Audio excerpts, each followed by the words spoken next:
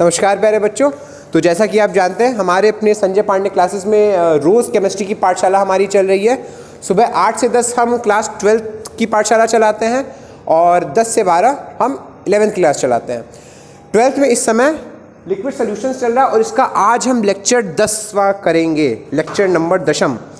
और 11th में इस समय मोल कॉन्सेप्ट यानी कि सब बेसिक कॉन्सेप्ट ऑफ केमिस्ट्री चल रहा है। तो मेरा कहना ये है, मेरी रिक्वेस्ट ये है कि ज़रूर एक बार आप आके केमिस्ट्री का आनंद उठाएं, एक बार फिजिकली क्लासेस अटेंड करके देखें। क्लासेस हमारी हैं पत्रिका चौराहा पे, और जो भी आपका बैकलॉग होगा, जो भी आपके चैप्टर्स छूटे हैं, आपका कंटेंट छूटा है, वो हम कवर कराने की पूरी कोशिश करेंगे। पर एक बार आप फिजिकली हमारी क्लासेस अटेंड करके ज़रूर देखें कि कैसे आप आनंदमयी तरीके से केमिस्ट्री पढ़ सकते हैं।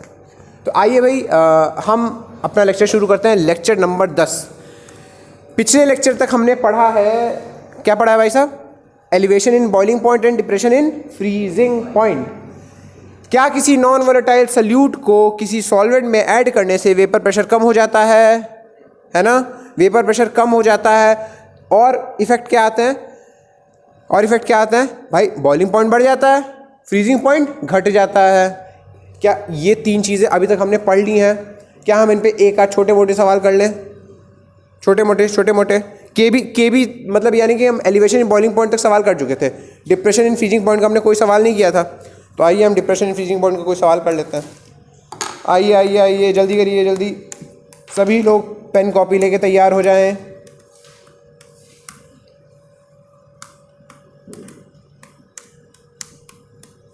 जल्दी।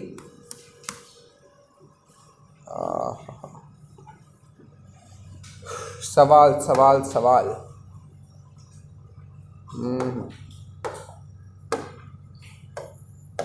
सवाल लिखिए, सवाल।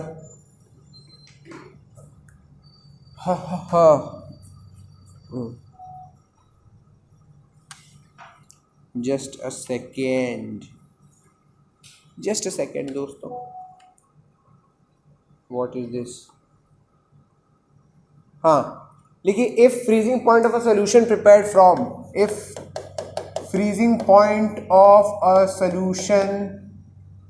जल्दी लिखेंगे। Prepared from 1.25 gram of a non electrolyte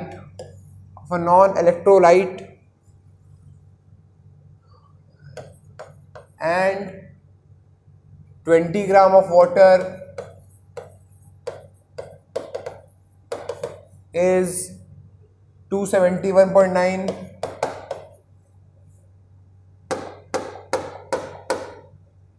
जल्दी लिखेंगे। 271.9 Kelvin. The molar mass of the solute will be. Find molar mass of the solute given Kf of water 1.86 Kelvin kilo per mole। करिए भाई, जल्दी करिए।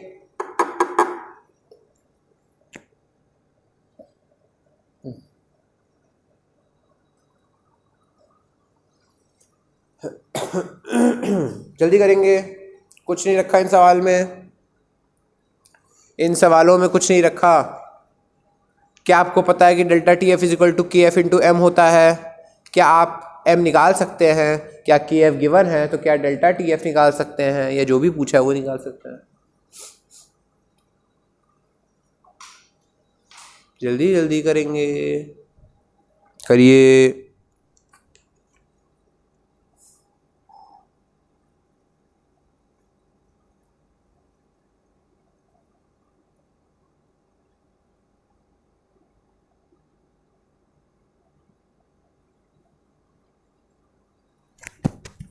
क्या सभी लोगों ने क्वेश्चन लिख लिया है? करिए, तब तक मैं अगला क्वेश्चन लिखता हूँ।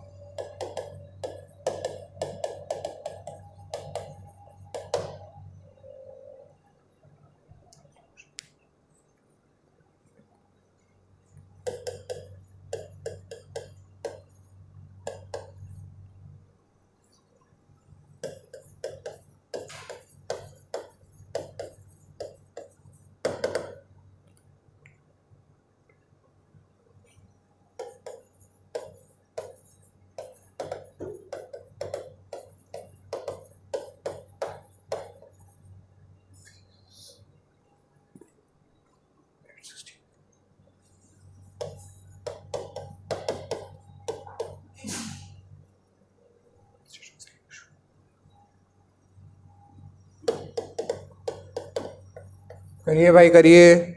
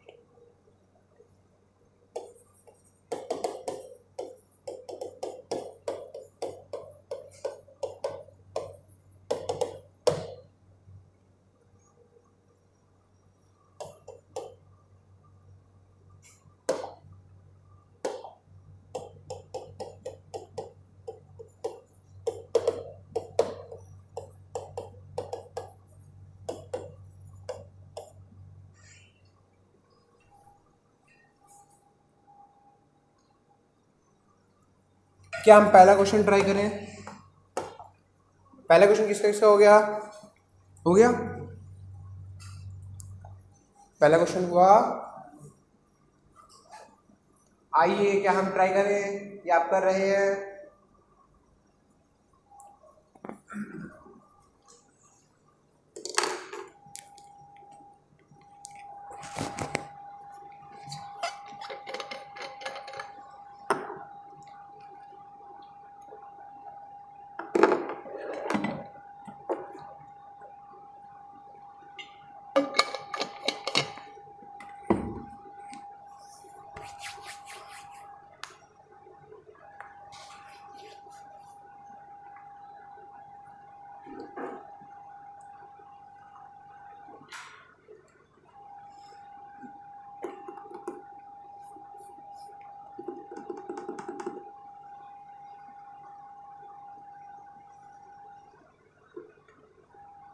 हुआ पहला क्वेश्चन हो गया।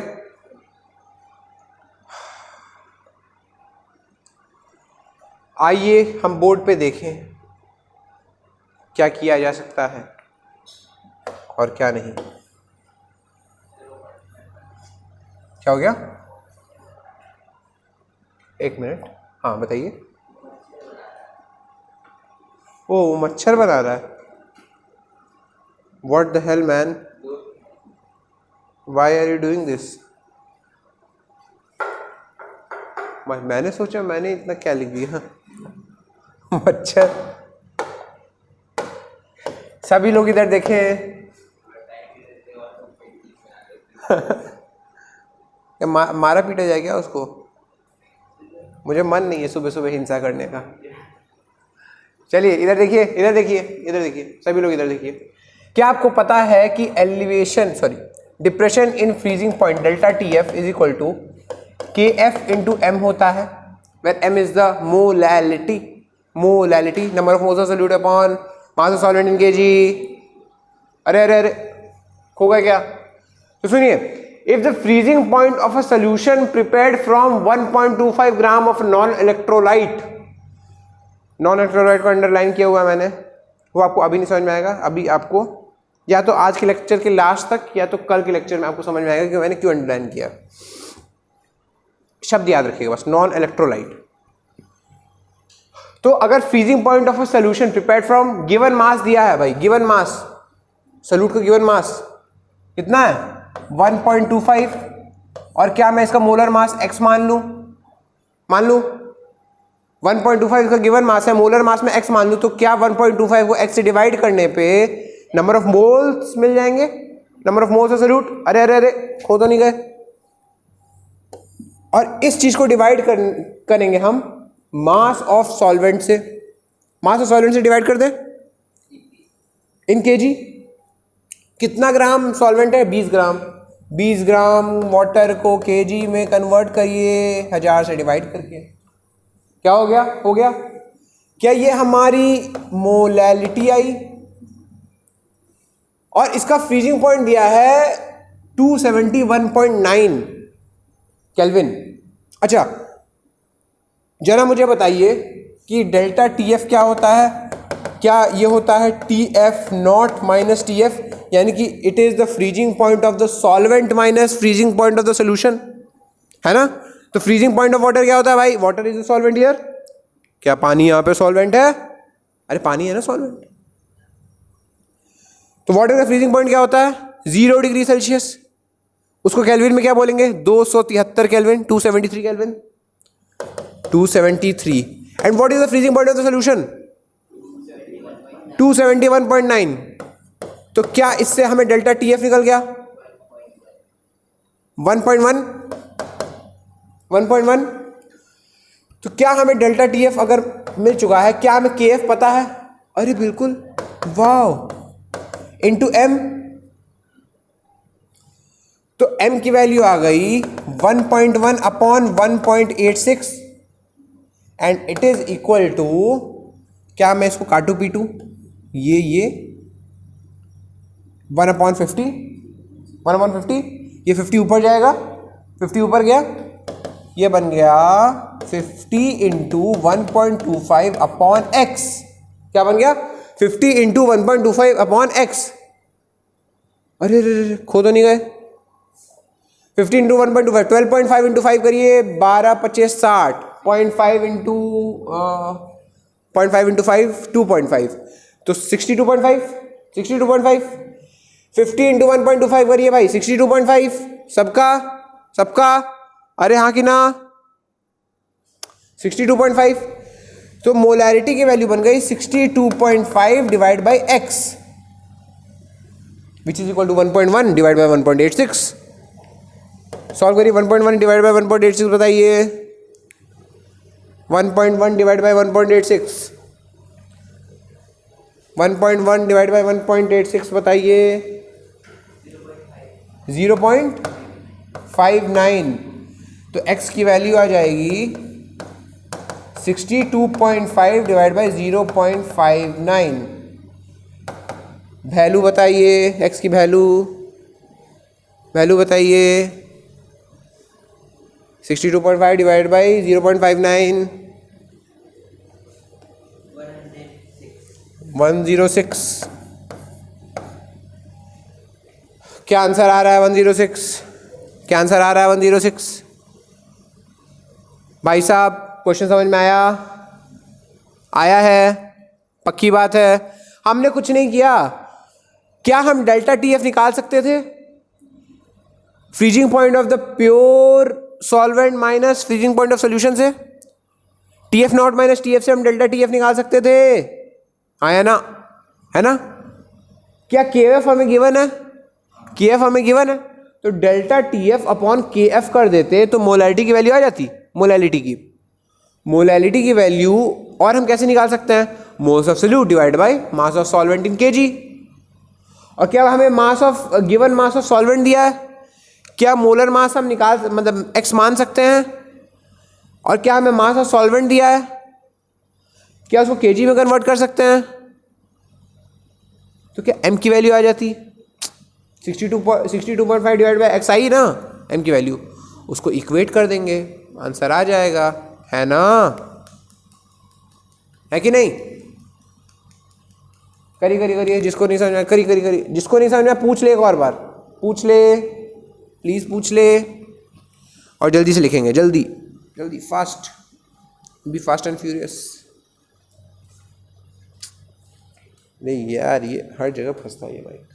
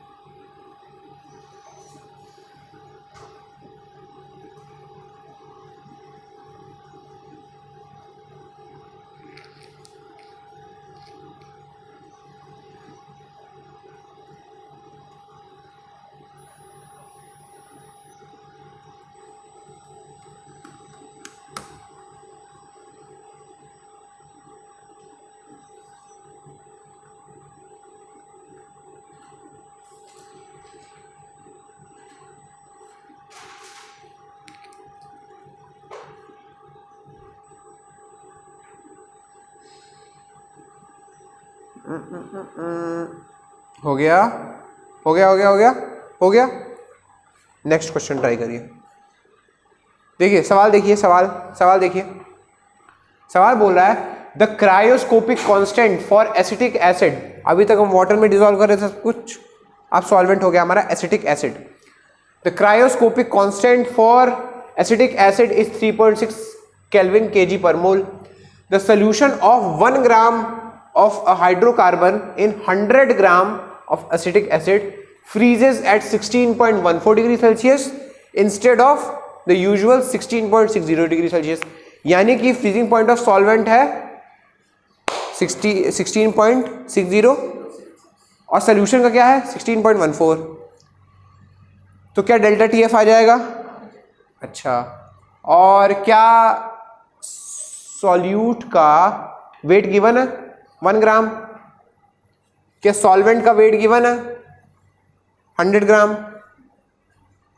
क्या यहाँ से मोलरिटी कुछ एक्स वैक्स की टर्म में आ सकती है? अगर मोलर मास को हम एक्स मान लें, सॉल्यूट के मोलर मास को एक्स मान लें, तो एक्स वैक्स की टर्म में मोलरिटी आ जाएगी, मोलरिटी। KF हमें गिवन है, डेल्टा TF हमें पता चल जाएगा, क्या हम एक्स सॉल्व कर लेंगे। और फिर बोल रहा है कि the hydrocarbon contains 92.3% carbon, what is the molecular formula. आसान सी चीज, देख लीजिए, सॉल्व तो करिए पहले, थोड़ा बहुत तो ट्राई करिए, सवाल लिखिए, ट्राई करिए, कुछ कुछ कलम चलाइए, आंसर आ जाएगा।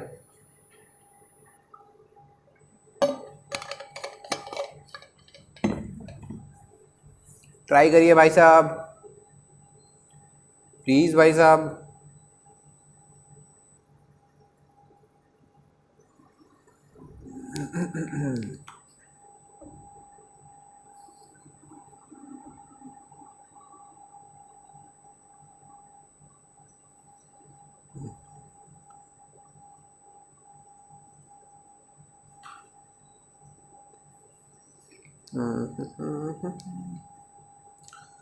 मैं हूँ जियान, मैं हूँ बड़ा ताकतवर, मेरा गला है बहुत सुरीला,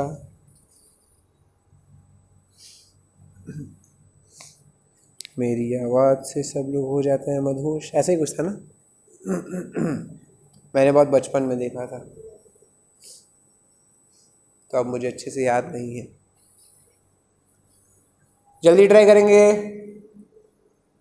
वही करना, हर क्वेश्चन में वही करना है। डेल्टा TF दे रखा होगा, KF दे रखा होगा, M निकाल लेंगे। M की वैल्यू निकालिए, सबसे पहले M की वैल्यू निकालेंगे।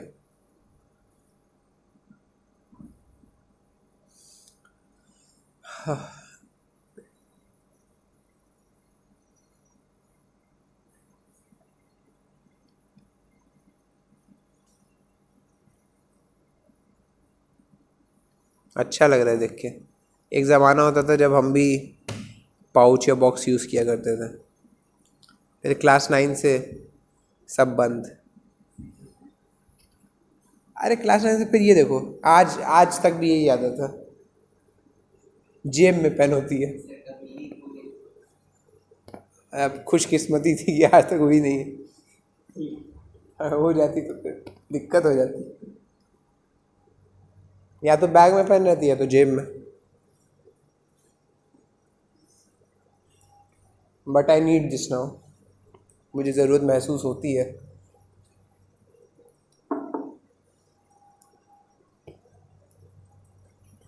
ट्राई करेंगे। सभी लोग पहले डेल्टा टी एफ की वैल्यू निकालिए, सभी लोग खुद से पहले डेल्टा टी एफ की वैल्यू निकालेंगे। लिखेंगे delta T F is equal to T F naught minus T F, यानी कि freezing point of the solvent minus freezing point of solution. Step number 1, delta T F निकालिए। ये मच्छर फिर से कुछ करामात कर रहा है क्या?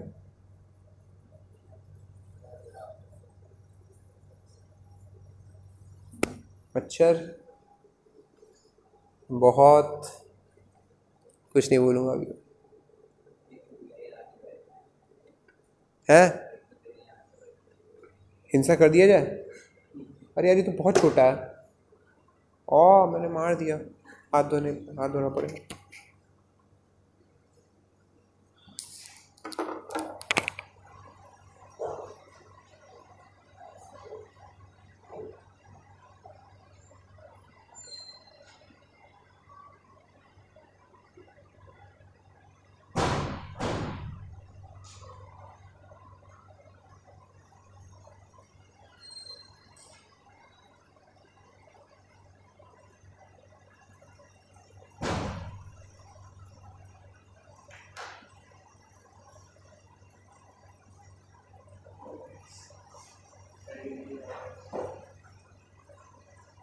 करिए भाई, सब लोग सबसे पहले निकालिए डेल्टा टी एफ। सबसे पहले डेल्टा टी एफ निकालिए। अगर सवाल सबने लिख लिया तो सबसे पहले डेल्टा टी एफ निकालिए।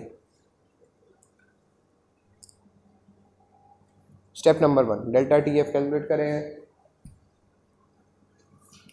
क्या अगर डेल्टा टी एफ आ गया तो के एफ की वैल्यू फिर लिखें के एफ की वैल्यू, और फिर इक्वेशन लिखें delta T F is equal to K F into M. Delta T F is equal to K F into M, और फिर वहां से m की वैल्यू निकालें।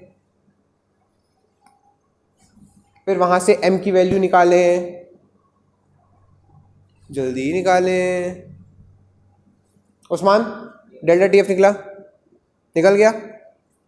अब भाई साहब डेल्टा टी एफ निकला। अब लिखिए के एफ की वैल्यू लिखिए 3.6 केल्विन केजी पर मोल। हो गया, क्वेश्चन हो गया, गुड। अच्छा हाँ, तो m निकाल लिया, m की वैल्यू निकाली। अब देखिए क्या मोलैलिटी होता है, moles of solute divided by mass of solvent in KG. क्या हम मोल्स ऑफ सल्यूट, अगर मान लीजिए हम मोलर मास को x मान लें, हमारे पास मोलर मास तो गिवन नहीं है, हाइड्रोकार्बन गिवन नहीं है, तो अगर हम मोलर मास को x मान लें तो क्या 1 divided by x is the moles of solute, क्योंकि given mass is 1 gram. The solution of 1 gram of hydrocarbon in 100 gram acetic acid, तो क्या given mass of solute is 1 gram. तो moles of solute कितना आ जाएगा, 1 upon x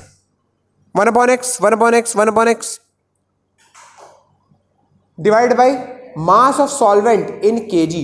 क्या 100 ग्राम solvent दिया है, उसको केजी में क्या करेंगे, 0.1 हो जाएगा वो, 100 by 1000 0.1।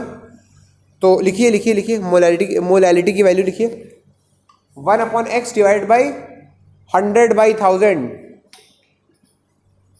1 upon x divide by 100 by 1000 which is 10 by x। Finally 10 by x आएगा वैल्यू।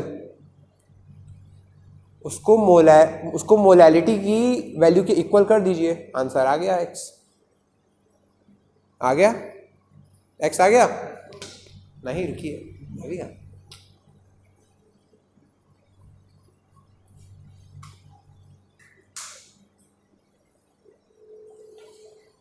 अरे आया। ओह माय गॉड यार, इसमें बहुत झंझट है तार में, मेरे जैसे आदमी के लिए तो बहुत। अब सुनिए, सभी की निगाहें इधर मेरी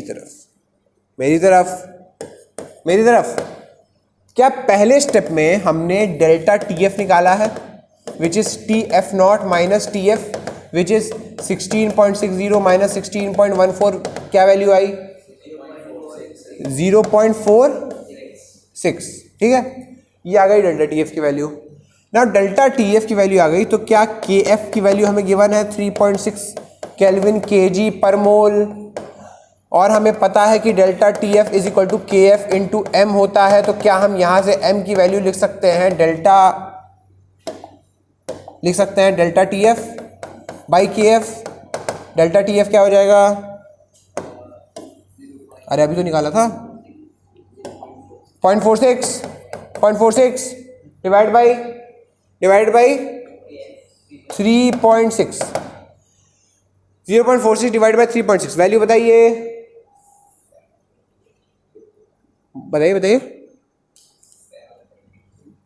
अरे 0.46 डिवाइड बाई 3.6 है वे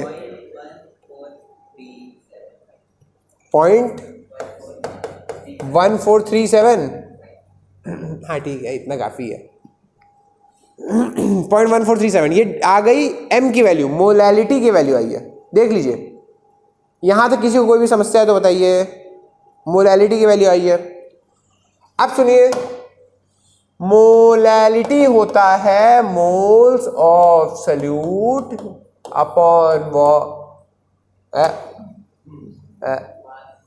upon mass of solvent in kg। क्या मोल्स ऑफ सल्यूट? मैं 1/x ले लूं, x मेरा मोलर मास है, 1 गिवन मास है, और क्या मास ऑफ सॉल्वेंट इन kg 100 दिया हुआ है। क्या मैं इसको 1000 से डिवाइड करूंगा, क्योंकि ग्राम में था, मुझे इसको kg में कन्वर्ट करना है, 1000 से डिवाइड करूंगा। क्या ये 0.1 आ जाएगा?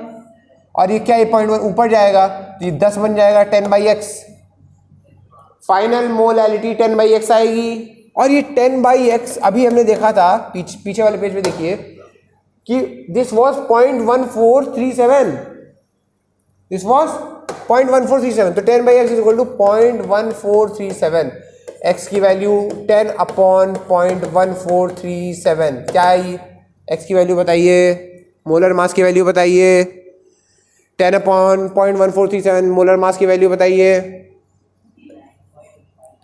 69.58 ना, 69.58। क्या मोलर मास की वैल्यू 69.58 आई है? पहले यहाँ तक कर लीजिए, जिसका नहीं हुआ कर लीजिए, यहाँ तक जल्दी से कर लीजिए।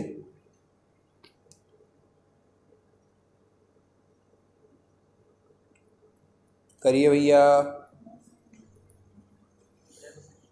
करिए।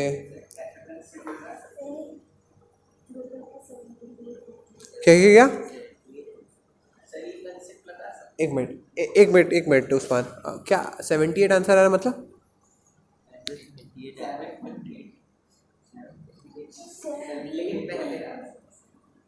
एक मिनट मुझे देखने दीजिए।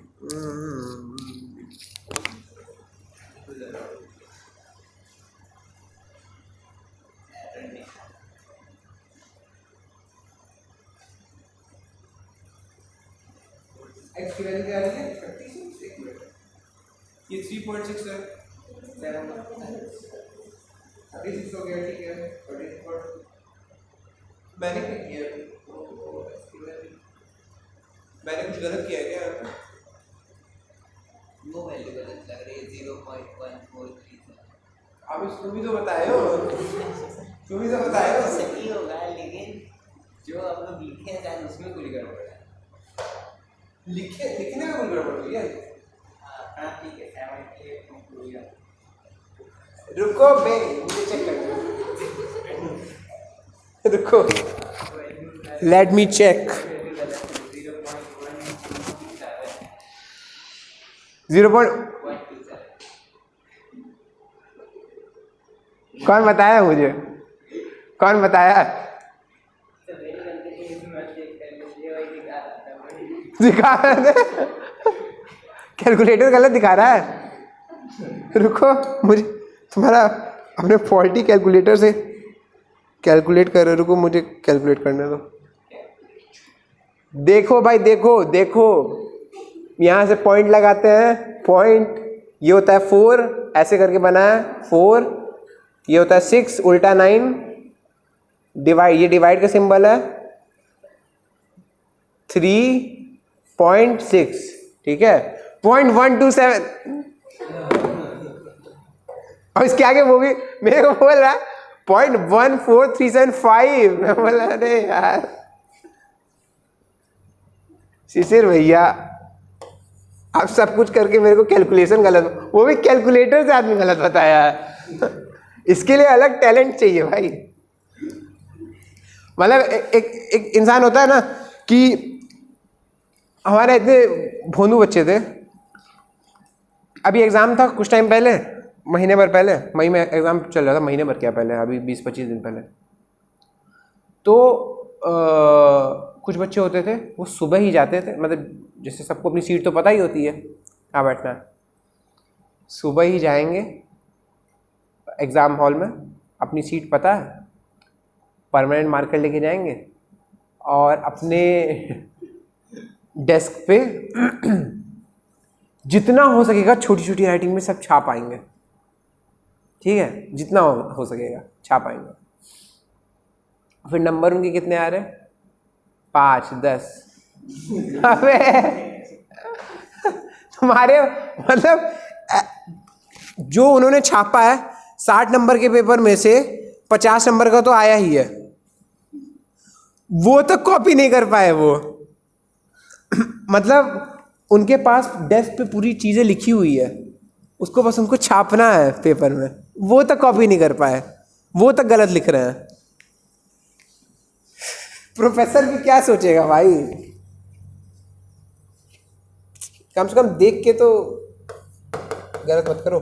0.1277 अगर मोलैलिटी की वैल्यू आई है, आइए इधर देखिए 0.1277, इधर भी सही करते हैं शिशिर भाई।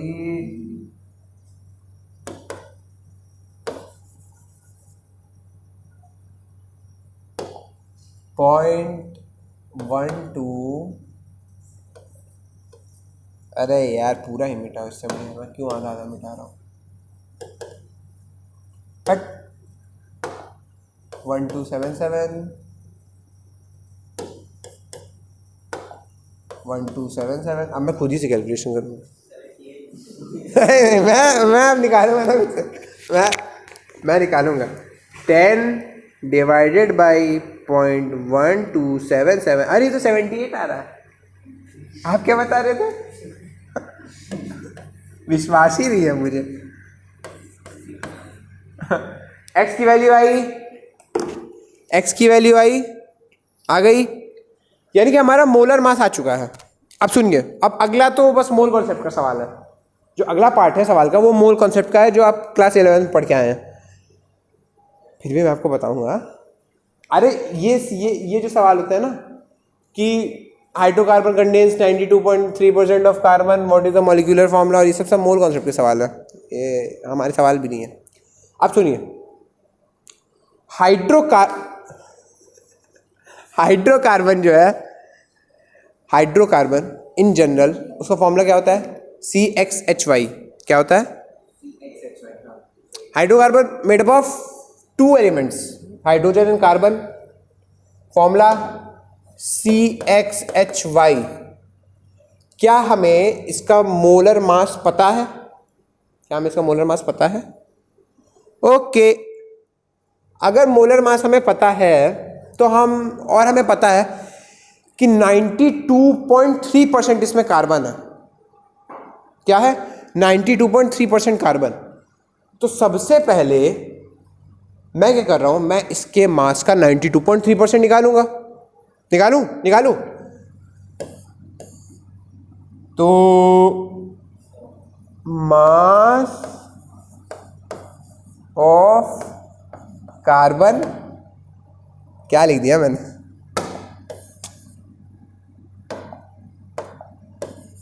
मास ऑफ कार्बन क्या है, 92.3%। 92.3 डिवाइड बाय 100 इंटू 78.308। अब मुझे विश्वास नहीं है।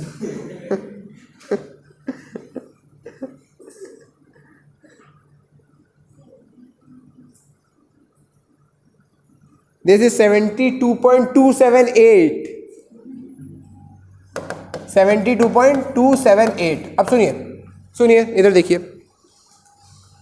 मतलब मास ऑफ कार्बन ये है, ये मास ऑफ कार्बन है। उस हाइड्रोकार्बन में 72, उस हाइड्रोकार्बन के एक मोल में, भाई एक्स हमने मोलर मास निकाला था, molar mass is mass of 1 mole of the compound. उस हाइड्रोकार्बन के एक मोल में 72.278 ग्राम कार्बन है। तो ये बताइए एक कार्बन एटम का मास कितना होता है? 12। तो number of carbon atoms in that compound, number of carbon atoms is 72.278 divided by 6 बोल दिया आपने, तो मैं 6 लिख रहा था, by 12 which is equal to approximately 6। यानी कि 6 कार्बन एटम होंगे उस हाइड्रोकार्बन में। क्या 6 कार्बन एटम होंगे? तो C6। अब H के बारे में कैसे पता लगाएं?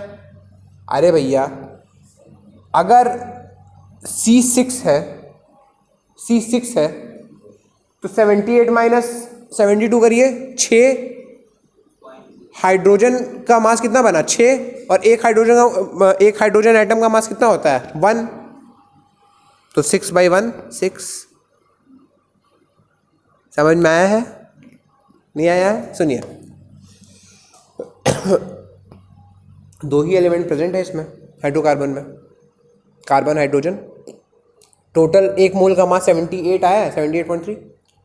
मास ऑफ कार्बन कितना आया? 72.278 या 78.3। हाँ, तो सुनिए कार्बन समझ में आ गया? सुनिए, मास ऑफ हाइड्रोजन कैसे निकालेंगे? Total minus mass of carbon, total minus mass of carbon. तो 78.308 माइनस 72.278 करिए, अप्रॉक्स 6 आएगा, 6 आएगा। 6 is the mass of hydrogen. What is the mass of one hydrogen? 1। 1।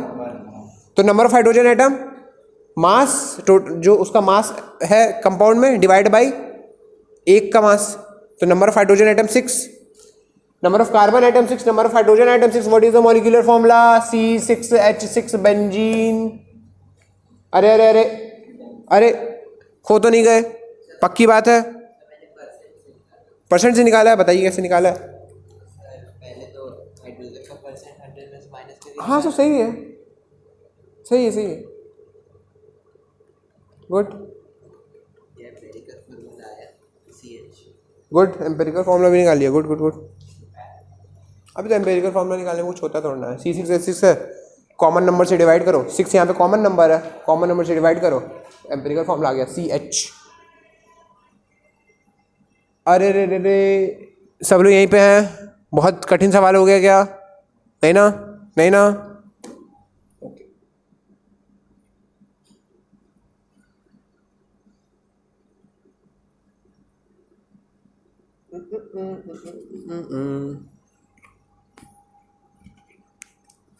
करिए भाई, करिए करिए।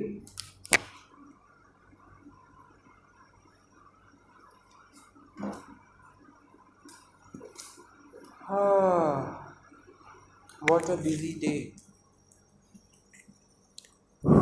अबू भैया सब बढ़िया?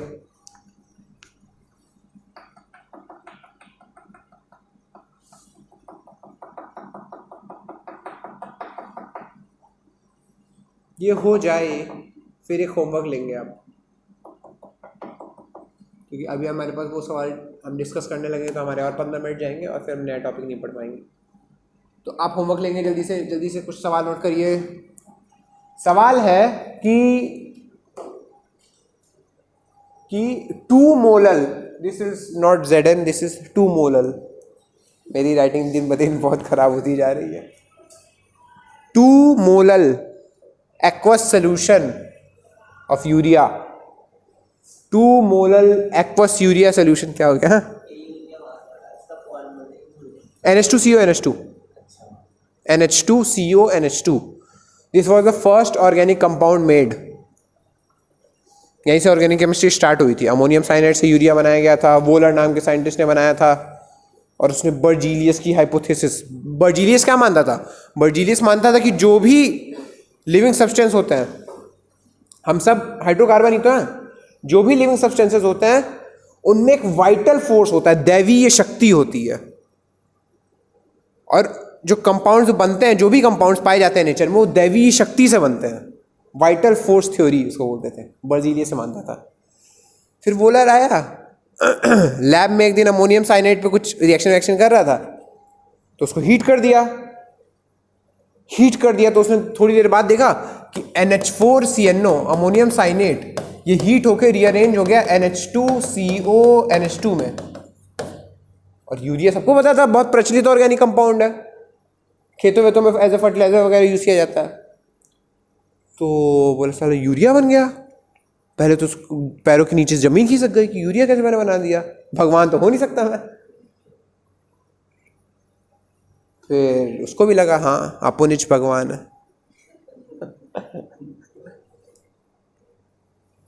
तो उसने बोला बर्जीलियस की dash dash vital force theory गई भाड़ में। सवाल लिखिए, 2 molar aqueous urea solution is cooled to -7.44 degree Celsius. Calculate the mass of water present in the solution which will separate as ice. क्या हुआ? क्या? ओ अच्छा भाई, मेरी राइटिंग बहुत ख़राब होती जा रही है, बहुत ख़राब। KF ऑफ वाटर तो समझ में आ रहा है ना, 1.86 है वो। आप लोगों में कोई ऐसा चैप्टर नहीं जिसमें कहानी वानी सुनाई जाए यार? क्लास 11 में ऐसे चैप्टर है जिसमें कहानी सुनाने को मिलता है। हाँ, जैसे तुमको मोल कॉन्सेप्ट में बहुत कहानी सुनाने को मिलेगा। एटॉमिक स्ट्रक्चर से बढ़िया कोई चैप्टर ही नहीं जिसमें कहानी। एटॉमिक स्ट्रक्चर में तो भर भर की कहानी है। कैथोड रे कैसे डिस्कवर हुई, एनोड रे कैसे डिस्कवर हुई, रदरफोर्ड मॉडल, सब। अरे इजी की बात नहीं है। ड्यूअल नेचर में हालत खराब हो जाती है। चल झूठ।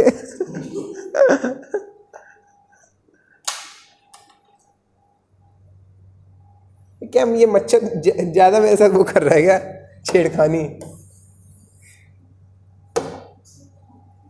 उसको पता नहीं है अभी मेरा गुस्सा कैसा है।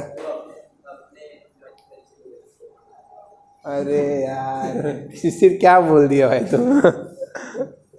कॉमेडी कर दी क्या? अरे इधर देखिए, नया टॉपिक शुरू करते हैं। नया टॉपिक, और नया टॉपिक है हमारा ऑस्मोटिक प्रेशर।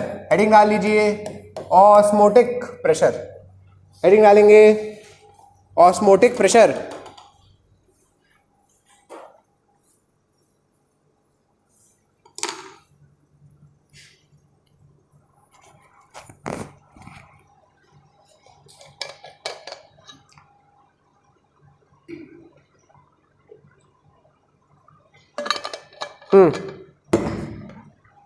और सभी लोग बड़ी तसल्ली से ध्यान से सुनेंगे जो मैं बता रहा हूं, ठीक है?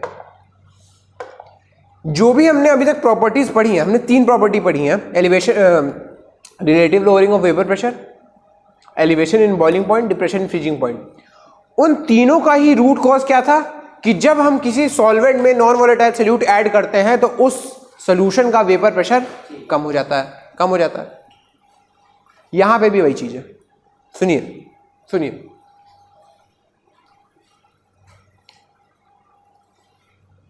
मैं ले रहा हूं कंटेनर बड़ा सा। मैं क्या ले रहा हूं? कंटेनर। ये इतना पार्ट केवल नहीं मिटेगा ना? अरे ये अभी मैं फिर देखो, अब now you see now you see my power. ये ठीक है यार, हमेशा मेरे ही साथ ऐसा होता है। देखो, अरे इसको अलग रंग से बनाता है। देखिए देखिए देखिए, ध्यान से देखिए।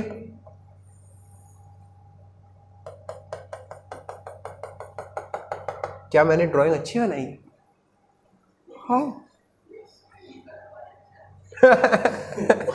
बेइज्जती किया भाई।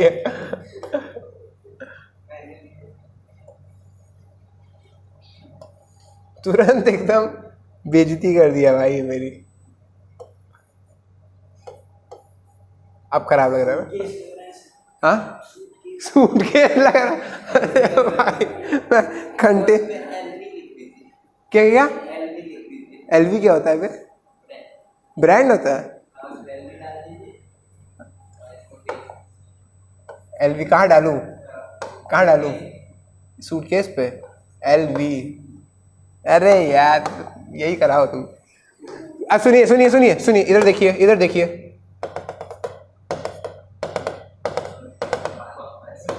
सूटकेस में पानी भर गया। क्या पता, मैं लाश भी ले जा सकता था।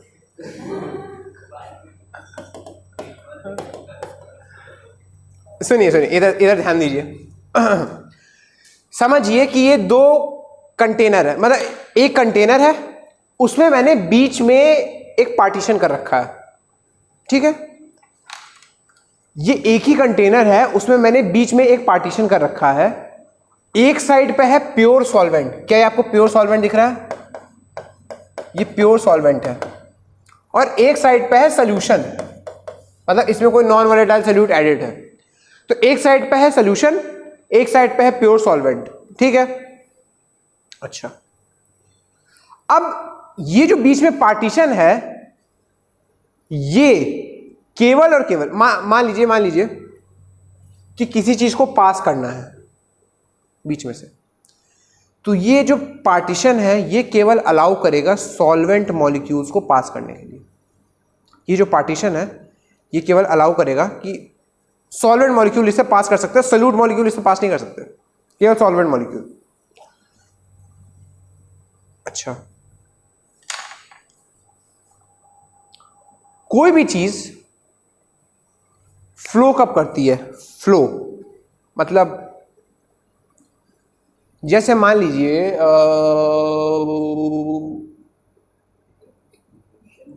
क्या जब उसमें मोशन ऊपर से छोड़ दो। अच्छा सुनिए, जब आप गरम दूध का ग्लास पकड़ते हैं, आपको गरम लगता है? क्यों?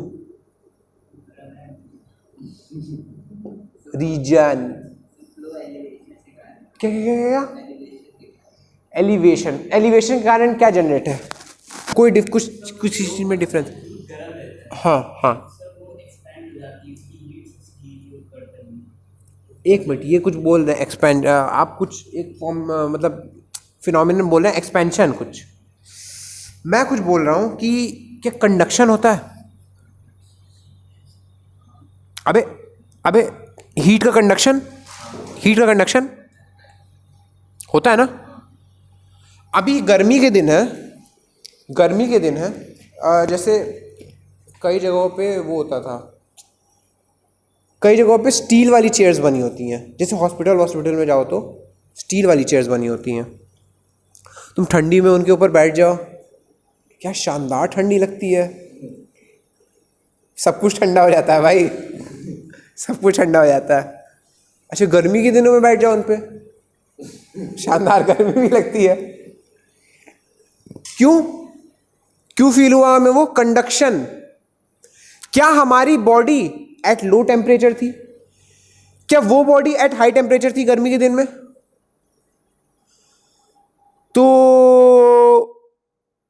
तो heat flow from high temperature to low temperature.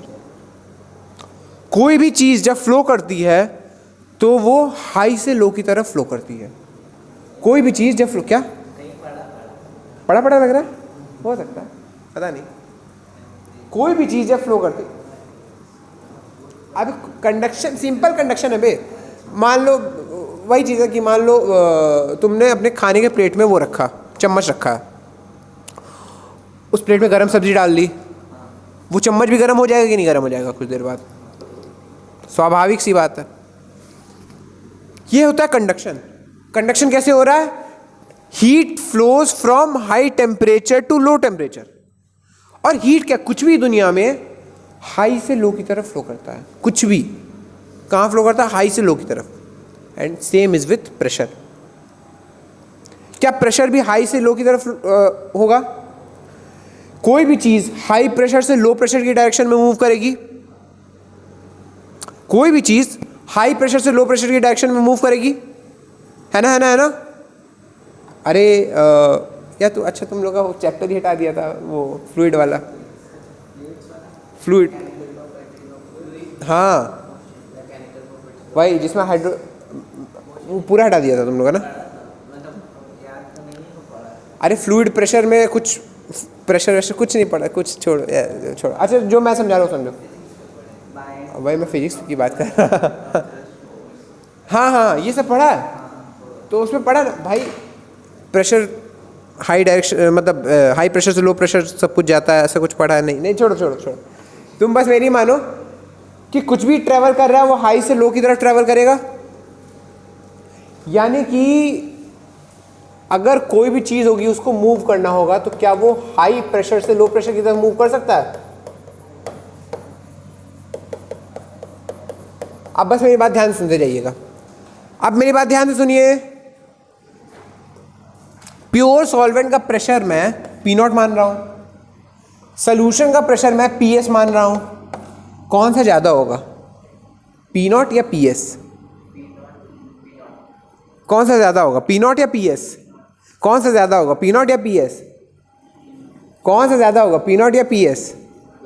भाई सुनिए सुनिए, रामायण खत्म हो गई, सीता कौन है? सवाल यह है कि हमारे पास एक ही कंटेनर में दो अलग अलग चैम्बर है। एक में मैंने सॉल्वेंट भर रखा है, एक में मैंने सॉल्यूशन भर रखा है।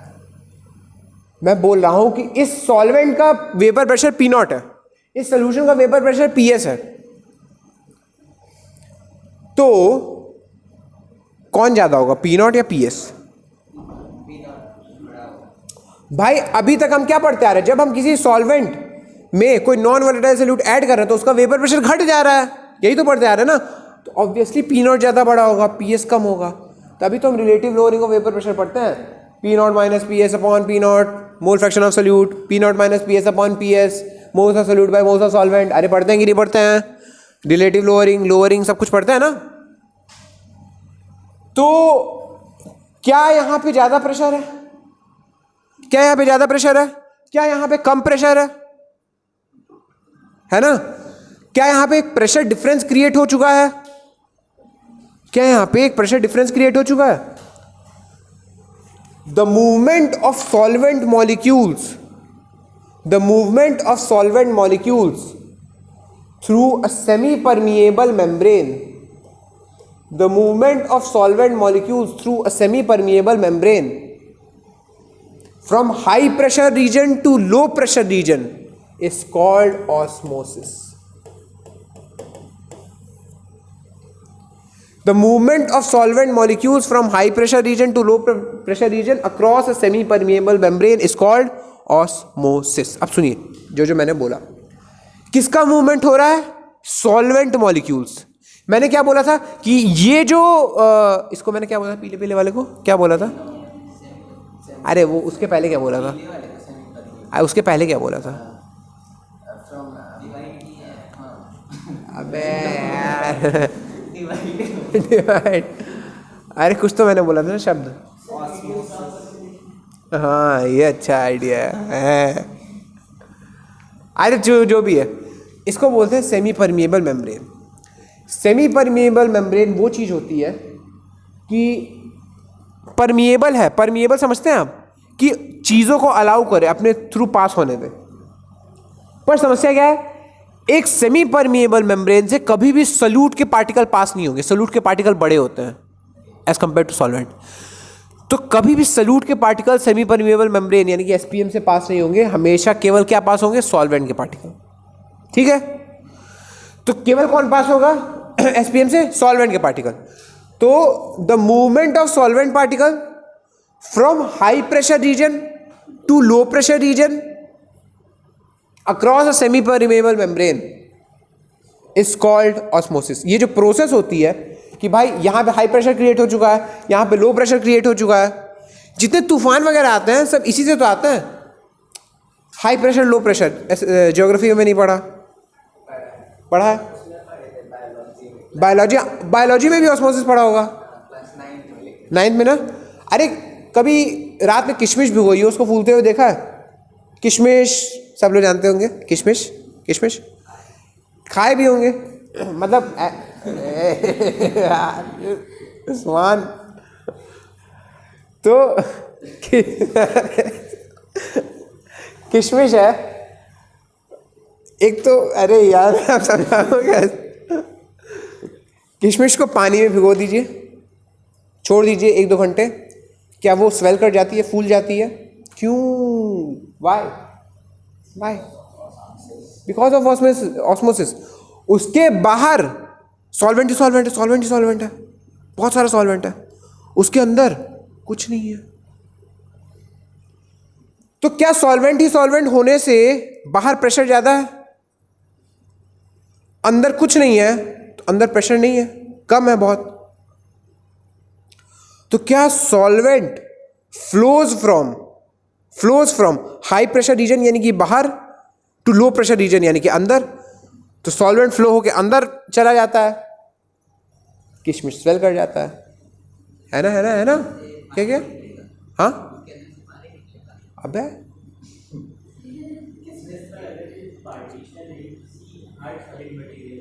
नहीं, मतलब पार्टीशन हार्ड सॉलिड मटेरियल का हो, आप बोल रहे ग्लास का? भाई ग्लास का कुछ नहीं पास करेगा, कुछ नहीं पास करेगा।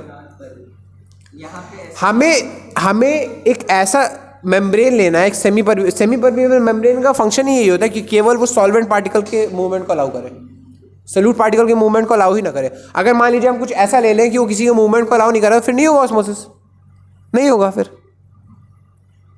इसीलिए तो हम यहाँ पे एक बहुत पर्टिकुलर चीज ले रहे हैं जिसको हम बोल रहे हैं सेमी परमिएबल मेम्ब्रेन। अरे बिल्कुल, आपके आरओ में,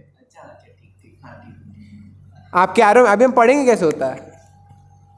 किशमिश की भी जो मेम्ब्रेन होती है सेमी परमिएबल मेम्ब्रेन ही तो है, वो अलाउ कर रही है सॉल्वेंट का मूवमेंट।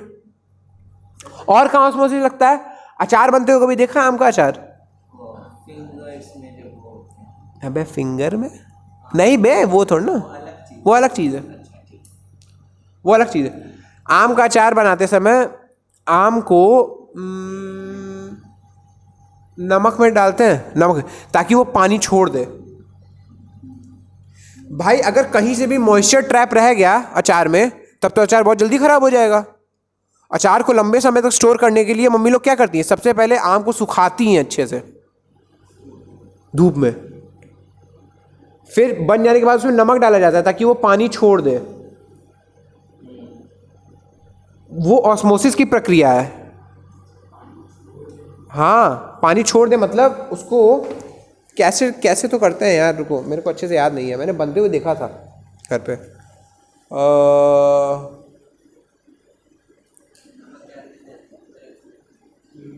नमक डाल के धूप में रखते हैं ना, ऐसा कुछ कि कुछ तो होता है कि पानी छोड़ देता है। पानी छोड़ दे मतलब समझ रहे हो? अरे भाई आप समझे नहीं मेरी बात, अभी आप समझेंगे। पहले आप ऑस्मोसिस पढ़ लीजिए, फिर शायद आप समझ जाए, शायद। तो ऑस्मोसिस क्या प्रक्रिया है? It is the process of movement of solvent molecules from a high pressure region to a low pressure region across a semi permeable membrane. मतलब यहां हाई प्रेशर है क्योंकि सॉल्वेंट है, यहां पे प्रेशर नॉर्मली हाई है। हमने एक नॉन वोलेटाइल सोल्यूट ऐड कर दिया, सोल्यूशन बना दिया, तो प्रेशर लो हो गया। तो क्या प्रेशर डिफरेंस क्रिएट हो गया? तो क्या अब सॉल्वेंट पार्टिकल यहां से यहां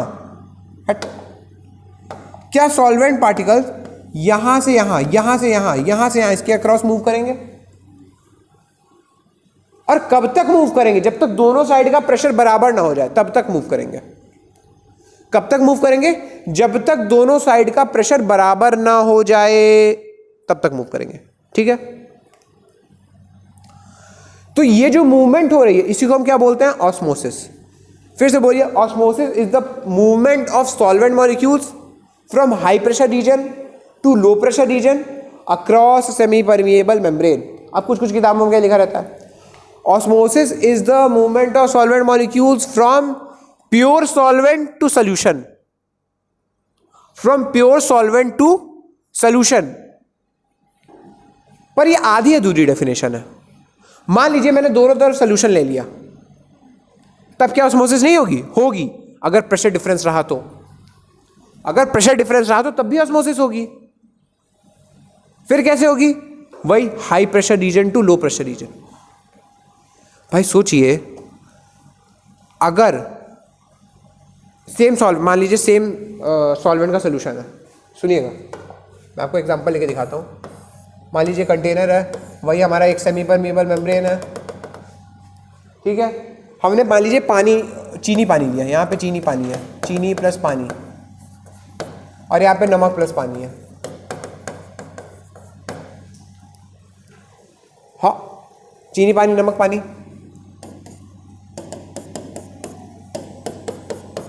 आप सुनिए सुनिए सुनिए सुनिए, अगर हम दोनों साइड का कंसंट्रेशन अलग अलग कर दें, दोनों तरफ सोल्यूशन है, दोनों साइड का कंसंट्रेशन अलग अलग कर दें, क्या दोनों साइड प्रेशर अलग अलग आएगा? दोनों साइड प्रेशर अलग अलग आएगा अगर कंसंट्रेशन ऑफ सॉल्यूट अलग अलग है। मान लीजिए एक साइड हमने 100 ग्राम पानी में 50 ग्राम चीनी मिलाई, एक साइड हमने 100 ग्राम पानी में 25 ग्राम नमक मिलाया। नहीं, मैं 30 मिलाऊंगा, मेरा मन। तो क्या दोनों कंसंट्रेशन अलग अलग है? दोनों कंसंट्रेशन अलग अलग है, तो क्या दोनों का जो प्रेशर होगा वो भी अलग अलग होगा? अरे दोनों में पहले पानी था, दोनों में पी नॉट था, क्या दोनों में कोई मूवमेंट हो रही थी? नहीं। एक में हमने चीनी मिला दी, एक में हमने नमक मिला दिया, अलग अलग क्वांटिटी में मिलाया। क्या दोनों में, इसमें चीनी मिलाने से इसमें नमक मिलाने से दोनों जो सोल्यूशन बने उनका प्रेशर कम हुआ? दोनों में प्रेशर कम हुआ, दोनों में प्रेशर कम हुआ, पर दोनों में अलग अलग प्रेशर कम हुआ। अगर मान लीजिए इसका जो पी नॉट था, इनिशियली इसका पी नॉट था, वो मान लेते हैं कुछ 100 था, 100 mm Hg मान लेते हैं पानी का पी नॉट था, और मैंने इसमें चीनी मिलाई, तो चीनी मिलाने के बाद जो मेरा प्रेशर कम हुआ वो 20 mm से कम हुआ, यानी कि जो फाइनल। अच्छा, अरे भाई ये तो मेरे कुछ लगा एलियन आके हमला कर दिए क्या? सुनिए सुनिए सुनिए सुनिए, तो मान लीजिए चीनी में कुछ अमाउंट ऑफ चीनी मिलाने पे 20 mm प्रेशर कम हो गया, तो कितना प्रेशर बचा सोल्यूशन का? 80 mm। इसमें मान लीजिए कुछ 10 mm प्रेशर कम हो गया, तो इसका कितना बचा? 90 mm। तो भाई साहब क्या अभी भी प्रेशर डिफरेंस क्रिएटेड है? शुरू में 100 था, हमने अलग अलग अमाउंट में चीनी और नमक मिलाया है, तो क्या इसमें प्रेशर 80 mm बचा? क्या इसमें प्रेशर 90 mm बचा? तो क्या अभी भी प्रेशर डिफरेंस क्रिएटेड है? अभी भी प्रेशर डिफरेंस 90 और 80 क्रिएटेड है, तो क्या मूवमेंट ऑफ सॉल्वेंट मॉलिक्यूल्स होगा? बिल्कुल होगा, और यहां से यहां होगा इस बार। क्यों? क्योंकि this is the higher pressure side, this is the lower pressure side, तो the molecules of solvent will flow from higher pressure to lower pressure. बिल्कुल शानदार, कंसंट्रेशन पे डिपेंड करेगा, अभी देखेंगे ऐसे। ठीक है, ऑस्मोसिस समझ में आया है? ऑस्मोसिस समझ में आया है? जिसको कुछ डायग्राम वायग्राम बनाना है बना ले, फिर लिखते हैं। अगर ये डायग्राम बनाना है तो बना लीजिए। This is SPM, this is osmosis, पता नहीं क्या क्या। प्योर सॉल्वेंट एक साइड बनाइए, प्योर सॉल्वेंट एक साइड बनाइए, सोल्यूशन जल्दी जल्दी बनाएंगे। डायग्राम बनाना कभी भी मेरे बस की बात नहीं रही। ठीक है है?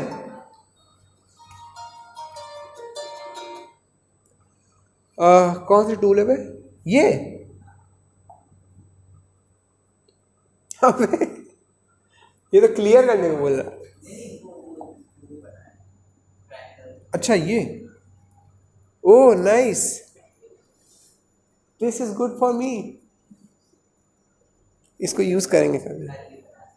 घर भी बना सकते हैं, ऑटोमेटिक है। ये स्टार तो मेरे को दिख रहा है, ये कुछ पेंट वेंट करने का होगा जरूर, है ना? ये तो लाइन खींचने का है।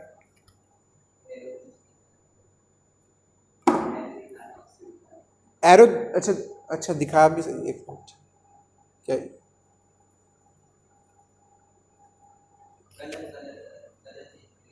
अच्छा ये, अच्छा एरो में चेंज करो। कहाँ गया? अच्छा, ओह भाई बढ़िया, बहुत बढ़िया। ये तो बहुत काम लायक चीज़ है। आप लोग ऑर्गेनिक पढ़ रहे हैं? ऑर्गेनिक पढ़ रहे हैं आप लोग? कहाँ तक हो गया? फिनॉल चल रहा है, शानदार। I will use this arrow now. मुझे चुल मच गई।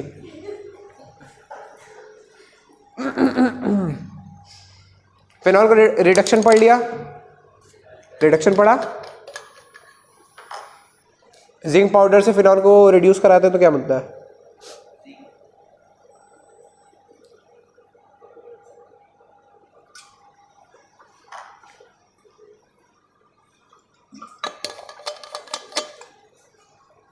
ब्रोमीन वाटर से रिएक्शन बढ़ी? ब्रोमीन वाटर से फिनॉल की पढ़ ली? क्या बनता है? ठीक है, गुड। वो पढ़ा रिमटिवर? रिमटिवन रिएक्शन नहीं पढ़ा?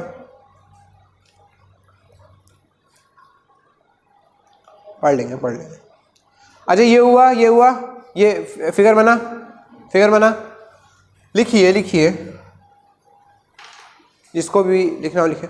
Osmosis, osmosis can be defined as, osmosis can be defined as the movement of, osmosis can be defined as the movement of solvent molecules, osmosis can be defined as the movement of solvent molecules from a high pressure region, from a high pressure region to a low pressure region. Osmosis can be defined as the movement of solvent molecules from a high pressure region to a low pressure region across a semi-permeable membrane. Osmosis can be defined as the movement of solvent molecules from high pressure region to low pressure region across a semi-permeable membrane.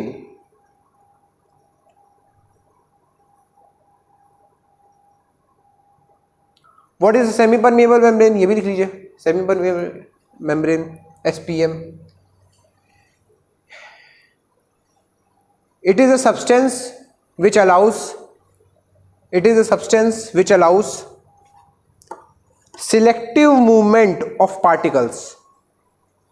It is a substance which allows selective movement of solvent particles, of solvent particles in a solution. हाँ एक minute, it does not let solute particles pass through it. It does not let solute particles pass through it. अब पूछिए। STP मतलब क्या होता है? बहुत शानदार सवाल, गुड। क्या क्या? STP मतलब होता है standard temperature and pressure but conditions. STP मतलब standard temperature and pressure condition. मतलब कोई भी रिएक्शन जब हम एक डिफाइंड टेम्परेचर और डिफाइंड प्रेशर पे करा रहे हो उसको हम बोलते हैं STP। इसकी कंडीशन क्या होती है? इसकी कंडीशन होती है 0 degree Celsius and 1 bar pressure. Temperature क्या रखते हैं? 0 डिग्री सेल्सियस से 273 केल्विन, और प्रेशर क्या रखते हैं 1 बार प्रेशर। और इसके पहले एक और चलता है, मतलब उसको एनटीपी बोलते हैं, कुछ बोलते हैं, पता नहीं क्या बोलते हैं, आप इसको सीधा समझिए। 0 डिग्री सेल्सियस 1 ATM प्रेशर, ये दो कंडीशन मार्केट में चलती हैं, 0 डिग्री सेल्सियस 1 ATM प्रेशर और 0 डिग्री सेल्सियस 1 बार प्रेशर, दोनों अलग अलग कंडीशन है। इस पे एक मोल गैस का वॉल्यूम, यानी कि इस पे किसी भी गैस का मोलर वॉल्यूम 22.4 लीटर आता है, इस पे किसी भी गैस का मोलर वॉल्यूम 22.7 लीटर आता है, दोनों में अंतर। इस पे किसी भी गैस का एक मोल का वॉल्यूम, मोलर वॉल्यूम 22.7 लीटर आता है एसटीपी पे। At STP the molar volume of any gas irrespective of the nature, at STP the molar volume of any ideal gas irrespective of its nature is 22.7 liter, and at 0 degree Celsius 1 atm pressure the molar volume of any gas irrespective of its nature is 22.4 liter। ठीक है, क्यों ये difference क्यों आ रहा है? ये difference आ रहा है प्रेशर की वजह से। 1 ATM प्रेशर अलग चीज है, 1 बार प्रेशर अलग चीज है। 1 ATM pressure is equal to 1.013 bar, ये कन्वर्जन होता है, ये याद रखिए। ठीक है,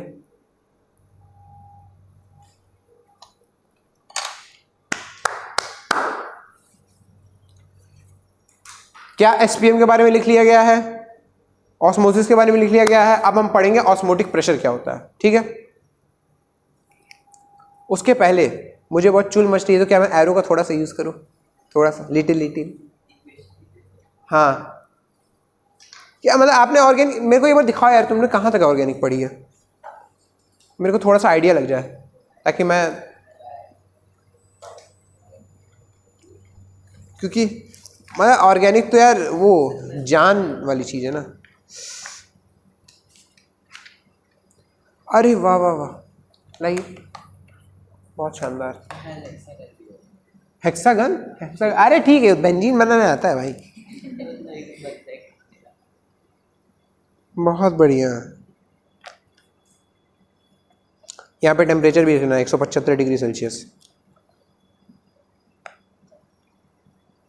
कोलवे श्मिट पढ़ लिया, गुड। ओह वाह, इतने टाइम बाद देख के अच्छा लग रहा है, बहुत टाइम से ऑर्गेनिक नहीं देखी थी यार।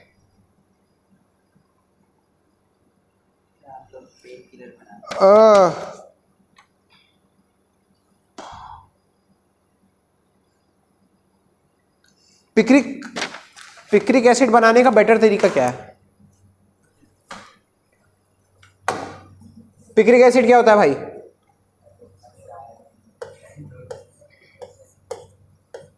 ये है तुम्हारा phenol, arrow arrow arrow arrow, हा हा हा, कितना अच्छा एरो बनाया मैंने।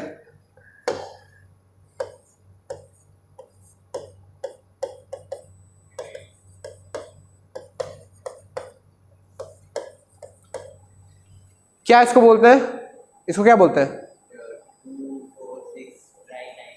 अबे ठीक है, फॉर्मल नाम तो हो गया, चिंटू मिंटू वाला बताओ, मतलब घर पे क्या इसको बोलते हैं,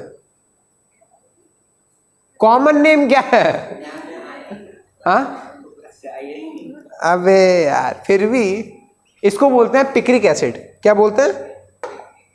picric, picric, PICRIC, picric acid, इसको बोलते हैं पिक्रिक एसिड। इसको फिनॉल से बनाने का बेस्ट तरीका क्या है? दो तरीके, एनसीईआरटी में 2 तरीके दिए, उन्होंने बोले एक ही तरीका। अच्छा सर, एक ही तरीका पढ़ा है ऐसा? देखिए, एक तो तरीका है कि आप फिनॉल लें और अरे हाँ यार,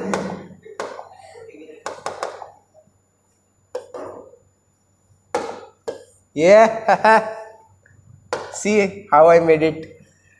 कंसनट्रेटेड HNO3 लें, आप फिनॉल लें, कंसनट्रेटेड HNO3 लें, ये प्रोडक्ट बन जाएगा। 3 बार सब्स्टिट्यूशन होगा NO2 ग्रुप का। कितनी बार? कितनी बार होगा? 3 बार। पर क्या आपको मालूम है, क्या आपको मालूम है कि इस रिएक्शन से ये प्रोडक्ट केवल 10% बनता है? यील्ड जो है रिएक्शन की केवल 10% आती है।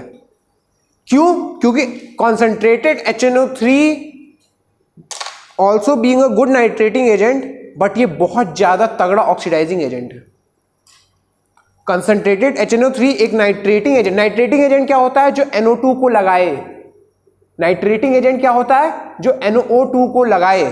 किसी भी कंपाउंड में NO2 को लगाने वाले रिएजेंट को नाइट्रेटिंग एजेंट बोलते हैं। तो ये नाइट्रेटिंग एजेंट तो है कंसंट्रेटेड HNO3, पर उसके साथ ही साथ ये बहुत ज्यादा तगड़ा ऑक्सीडाइजिंग एजेंट है। तो ये क्या करता है? ये रिंग, ये जो बेंजीन रिंग है उसको तोड़ देता है, ऑक्सीडाइज कर देता है, और जो बाकी 90% बनता है वो ऑक्सीडेशन प्रोडक्ट्स बनते हैं, केवल 10% पिक्रिक एसिड बनता है। तो आपके एनसीईआरटी में ही दिया है कि इसको बनाने का बेटर तरीका क्या है। पहले बेंजीन का सल्फोनेशन करें, ठीक है, और उसके बाद उसका नाइट्रेशन करें। अल्कोहल फिनॉल इधर को इसमें नहीं है क्या? अरे ऑर्गेनिक, चलिए छोड़िए, मैं आपको बता दे रहा हूं। ओ नाइस, वाईफाई से कनेक्ट। हा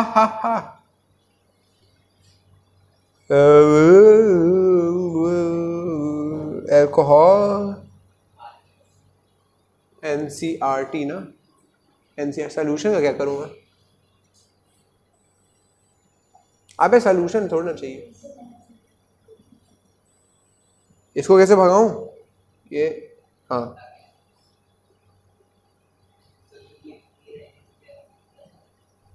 हाय मुझे इतनी टेक्नोलॉजी नहीं आती। अच्छा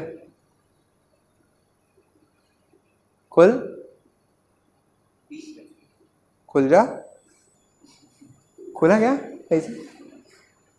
अभी तो कुछ हुआ था।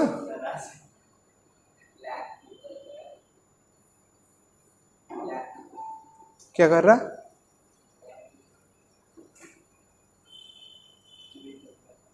हैंग, खराब, क्या कर रहे हैं हम लोग? किधर आ गया मैं एरो बनाने के चक्कर में?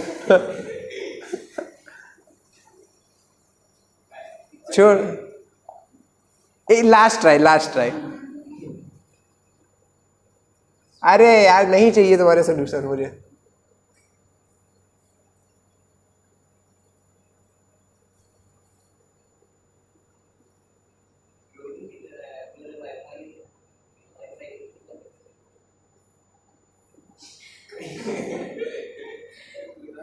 हट, सुनो यार सुनो, मैं बता दूं, लेट मी टेल यू। होता क्या है कि बेस्ट तरीका है पिक्रिक एसिड बनाने का। सबसे पहले आपने फिनॉल, क्या आपने फिनॉल की सल्फोनेशन पढ़ी है? अरे यार, आपने फिनॉल, टेढ़ा एरो बना गया।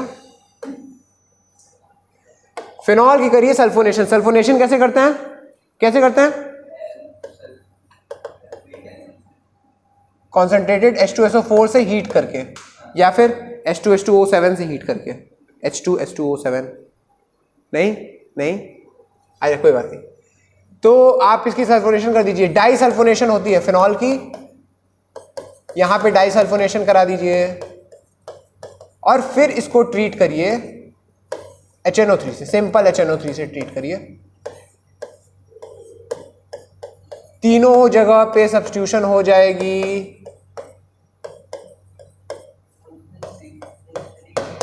क्या 6th प्लेस पे ना, डाई सल्फोनेशन होता ही डाई सल्फोनेशन, एक्सपेरिमेंटल रिएक्शन। ये रिएक्शन होती है, 90% यील्ड आती है। पिक्रिक एसिड बनाने का बेस्ट तरीका, ठीक है, याद रखिएगा। पिक्रिक, ये रही पिक्रिक, ये देखो PICRIC, पिक्रिक। हा पिकनिक। अरे ठीक है, मैंने एरो यूज कर लिया, पर मैं यूज करूंगा नहीं बार बार, क्योंकि देखो मैं जब फ्लो में होता हूं तो मैं खुद ही बनाने लगता हूँ। ठीक है, this is nice, but I won't use it much.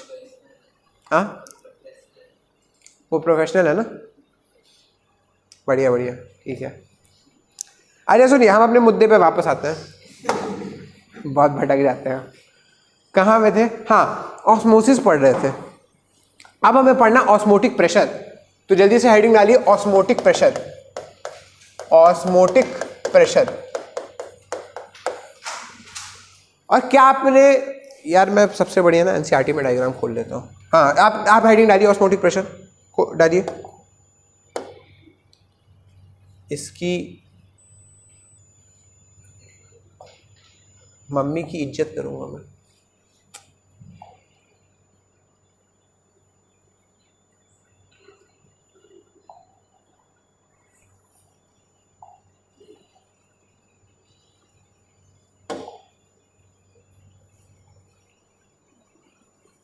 खोल लिया सबने?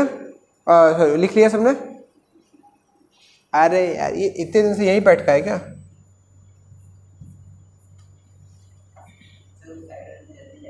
किसे किसे? ये जो है, अच्छा, अबे चला गया। अच्छा,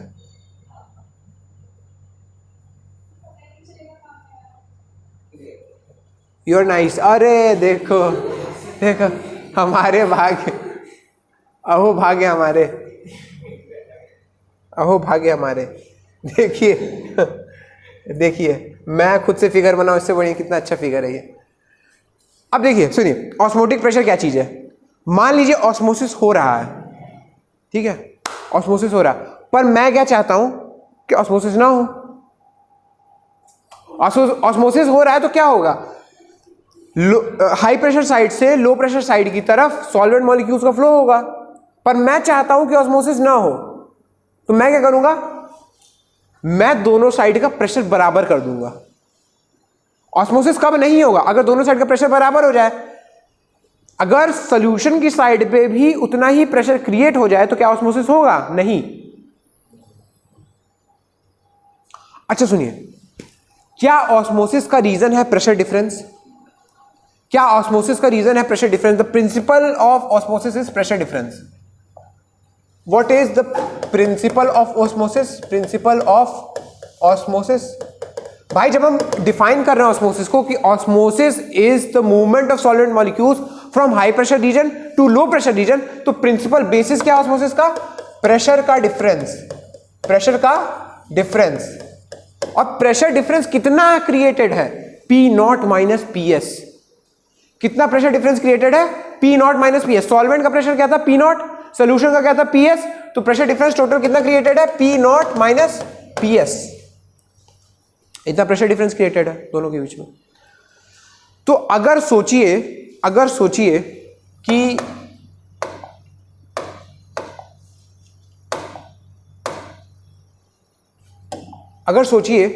कि इस साइड पी नॉट प्रेशर है ज्यादा, इस साइड पी एस प्रेशर है जो कि कम है।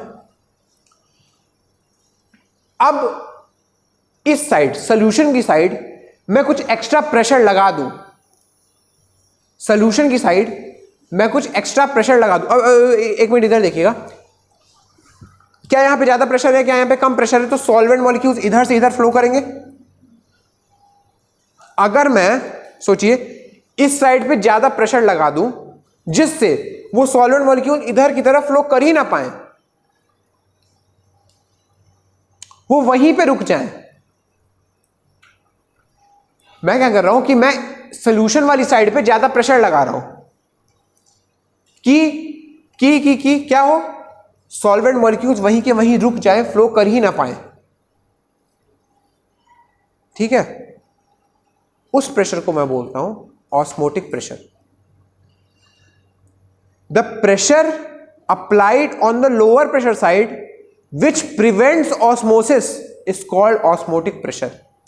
ऑस्मोटिक प्रेशर वो प्रेशर होता है जो ऑस्मोसिस को प्रिवेंट करने के लिए लोअर प्रेशर वाली साइड पे लगाया जाता है। अब लोअर प्रेशर वाली साइड जो भी हो, लोअर प्रेशर वाली साइड सोल्यूशन भी हो सकती है, लोअर प्रेशर वाली साइड लो प्रेशर वाला सोल्यूशन भी हो सकती है, क्योंकि अगर दोनों साइड सोल्यूशन रख दिया जाए तो हम ये तो नहीं बोल सकते कि हम जो सोल्यूशन वाली साइड पे प्रेशर लगा। कौन सी सोल्यूशन वाली साइड भाई? ये भी सोल्यूशन है, वो भी सोल्यूशन है। आप समझ रहे हैं बात को? मान लीजिए जब हमने एक तरफ सॉल्वेंट रखा है एक तरफ सोल्यूशन रखा है तब तो हम ये बोल दें कि वो प्रेशर जो हम सोल्यूशन वाली साइड पे लगा रहे हैं टू प्रिवेंट ऑस्मोसिस। पर मान लीजिए हम दोनों साइड सोल्यूशन रख दें, फिर हम ये चीज कैसे बोलेंगे? तो मैं ये बोल रहा हूं कि अरे यार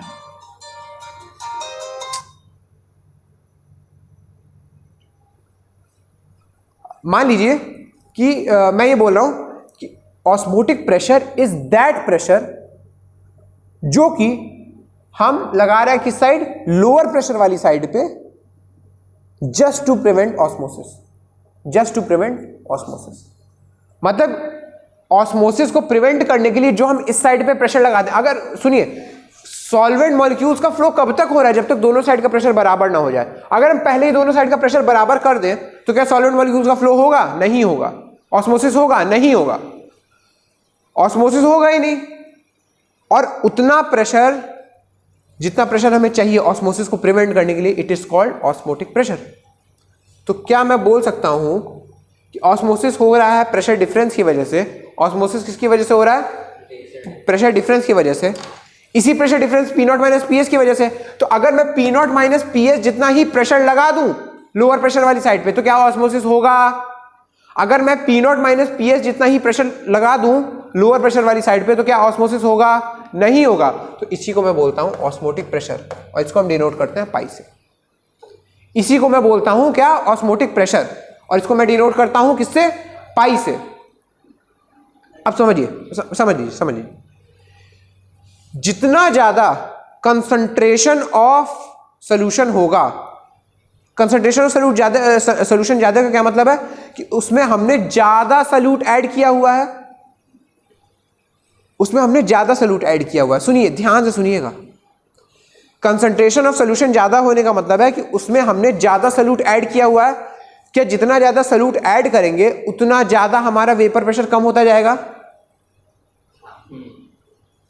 भाई, relative lowering of vapour pressure is equal to mole fraction of solute. जितना ज्यादा सॉल्यूट ऐड करेंगे मोल फ्रैक्शन उतना बढ़ेगा, रिलेटिव लोअरिंग उतना बढ़ेगा। हम जितना ज्यादा सॉल्यूट ऐड करेंगे किसी सॉल्वेंट में, क्या उसका वेपर प्रेशर उतना ही घटता जाएगा? यानी कि पीएस घट रहा है, पीएस घट रहा है, पी नॉट तो वही का वही है, अब पीएस घट रहा है, यानी कि पी नॉट माइनस पीएस बढ़ता जाएगा। भाई, पी नॉट माइनस पीएस ही तो ये ऑस्मोसिस क्रिएट कर रहा है। ऑस्मोसिस की वजह क्या है? Pressure difference. और ये प्रेशर डिफरेंस क्या है? P naught minus PS. जितना ज्यादा हम सॉल्यूट ऐड करेंगे, जितना ज्यादा सॉल्यूट ऐड करेंगे एक सॉल्वेंट में, क्या उतना ही ज्यादा उस सॉल्यूशन का प्रेशर घटता जाएगा? इस चीज से आप एग्री हैं कि नहीं एग्री हैं? जितना ज्यादा हम सॉल्यूट, मान लो कंसंट्रेशन को मैंने लिख दिया सी, कंसंट्रेशन को मान लो मैंने सी लिख दिया, तो कंसंट्रेशन ऑफ सॉल्यूशन जितना ज्यादा होगा ऑस्मोटिक प्रेशर उतना ज्यादा होगा। समझिए कैसे, समझिए कैसे। मैंने थोड़ा आगे की बात लिख दी, आगे की बात लिख दी। कंसंट्रेशन ऑफ सॉल्यूशन जितना ज्यादा होगा, क्या उसका पीएस उतना ज्यादा होगा? सॉल्यूशन का वेपर प्रेशर उतना ही कम होगा। My bad. कंसंट्रेशन जितना ज्यादा होगा सॉल्यूशन का वेपर प्रेशर उतना कम होगा। और अगर सॉल्यूशन का वेपर प्रेशर जितना कम होता जाएगा, पी नॉट कांस्टेंट है, पी नॉट तो सॉल्वेंट का है, वो तो कभी चेंज हो ही नहीं रहा है। पी नॉट तो एक फिक्स टेम्परेचर पे फिक्स है। वेपर प्रेशर किस चीज से वेरी करता है? टेम्परेचर से। टेम्परेचर फिक्स है तो क्या पी नॉट फिक्स है? टेम्परेचर फिक्स है तो क्या पीएस फिक्स है? पर पीएस वेरी कर सकता है किस चीज से? कंसंट्रेशन से। हम जितना ज्यादा सॉल्यूट ऐड करेंगे उतना ज्यादा पीएस कम होता जाएगा। जितना ज्यादा नॉन वोलेटाइल सॉल्यूट ऐड करेंगे क्या वेपर प्रेशर उतना ही कम होता जाएगा। तो क्या ये कम होता जा रहा है? क्या ये सेम है? तो क्या ये जो वैल्यू है ये बढ़ती जाएगी? मान लीजिए इसको मैं 10 मान लूं, इनिशियली ये 2 था या इनिशियली ये 5 था, तो 10 माइनस 5। अब मैंने और सॉल्यूट ऐड किया तो इसका वेपर प्रेशर और घट गया, 4 हो गया, तो 10 माइनस 4 6। और मैंने सॉल्यूट ऐड किया, इसका वेपर प्रेशर 7 हो गया, सॉरी 5 हो गया, जो भी हो गया, जो भी, मतलब डिफरेंस हमारा बढ़ता जा रहा है। आप समझ पा रहे हैं? पीएस जैसे जैसे कम हो रहा है डिफरेंस बढ़ता जा रहा है, डिफरेंस बढ़ता जा रहा है। तो तो क्या P naught minus P S बढ़ता जा रहा है, और P naught minus P S is directly proportional to pi, P naught minus P S is equal to pi osmotic pressure. तो ऑस्मोटिक प्रेशर बढ़ेगा कंसंट्रेशन के साथ या घटेगा, सोच के बताइए।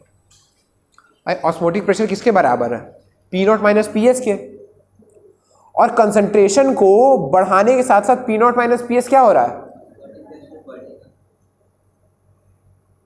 कंसंट्रेशन को बढ़ाने के साथ P naught minus P S क्या हो रहा है, बढ़ रहा है घट रहा है, बढ़ रहा है ना, क्योंकि पी एस कम होता जा रहा है कंसंट्रेशन बढ़ाने के साथ साथ, तो P naught minus P S बढ़ रहा है, और P naught minus P S बढ़ेगा तो पाई भी बढ़ेगा। तो क्या मैं लिख दूं कि pi is directly proportional to C, pi is directly proportional to C, यानी कि कंसंट्रेशन ऑफ सॉल्यूशन जितना ज्यादा होगा ऑस्मोटिक प्रेशर उतना ही ज्यादा होगा, उसमें उतना ही ज्यादा होगा। आप सुनिएगा, एक्सपेरिमेंटली ये देखा गया, वेपर प्रेशर को किस चीज से चेंज कर सकते हैं, केवल टेम्परेचर से। तो एक्सपेरिमेंटली ये देखा गया, जब हमने टेम्परेचर बढ़ाया तो पी नॉट भी बढ़ा, पी एस भी बढ़ा। जब हमने वेपर टेम्परेचर को बढ़ाया तो पी नॉट भी बढ़ा, पी एस भी बढ़ा, पर पी नॉट ज्यादा बढ़ा। एक्सपेरिमेंटल फैक्ट, एक्सपेरिमेंटली हमने ये देखा कि जब हमने टेम्परेचर बढ़ाया तो पी नॉट भी बढ़ा, पी एस भी बढ़ा, पर पी नॉट ज़्यादा बढ़ा। और अगर ज़्यादा बढ़ा तो क्या P naught minus P S बढ़ा, टेम्परेचर बढ़ने के कारण P naught minus P S भी बढ़ा, और P naught minus P S ही क्या है, ऑस्मोटिक प्रेशर है। यानी कि टेम्परेचर बढ़ने के साथ साथ ऑस्मोटिक प्रेशर भी बढ़ा, यानी कि pi is directly proportional to concentration of the solution, pi is directly proportional to temperature. इन दोनों को कंबाइन करेंगे तो क्या pi is directly proportional to C into T. तो प्रोपोर्शनलिटी का सिंबल हटाएंगे तो एक कांस्टेंट आएगा जिसको हम बोलते हैं universal gas constant, pi is equal to C R T. ये है ऑस्मोटिक प्रेशर का formula, pi is equal to C into R into T. C क्या है, concentration of the solution, T क्या है, टेम्परेचर, आर क्या है, आर क्या है, universal gas constant, universal gas constant. क्या ये समझ में आया है osmotic pressure?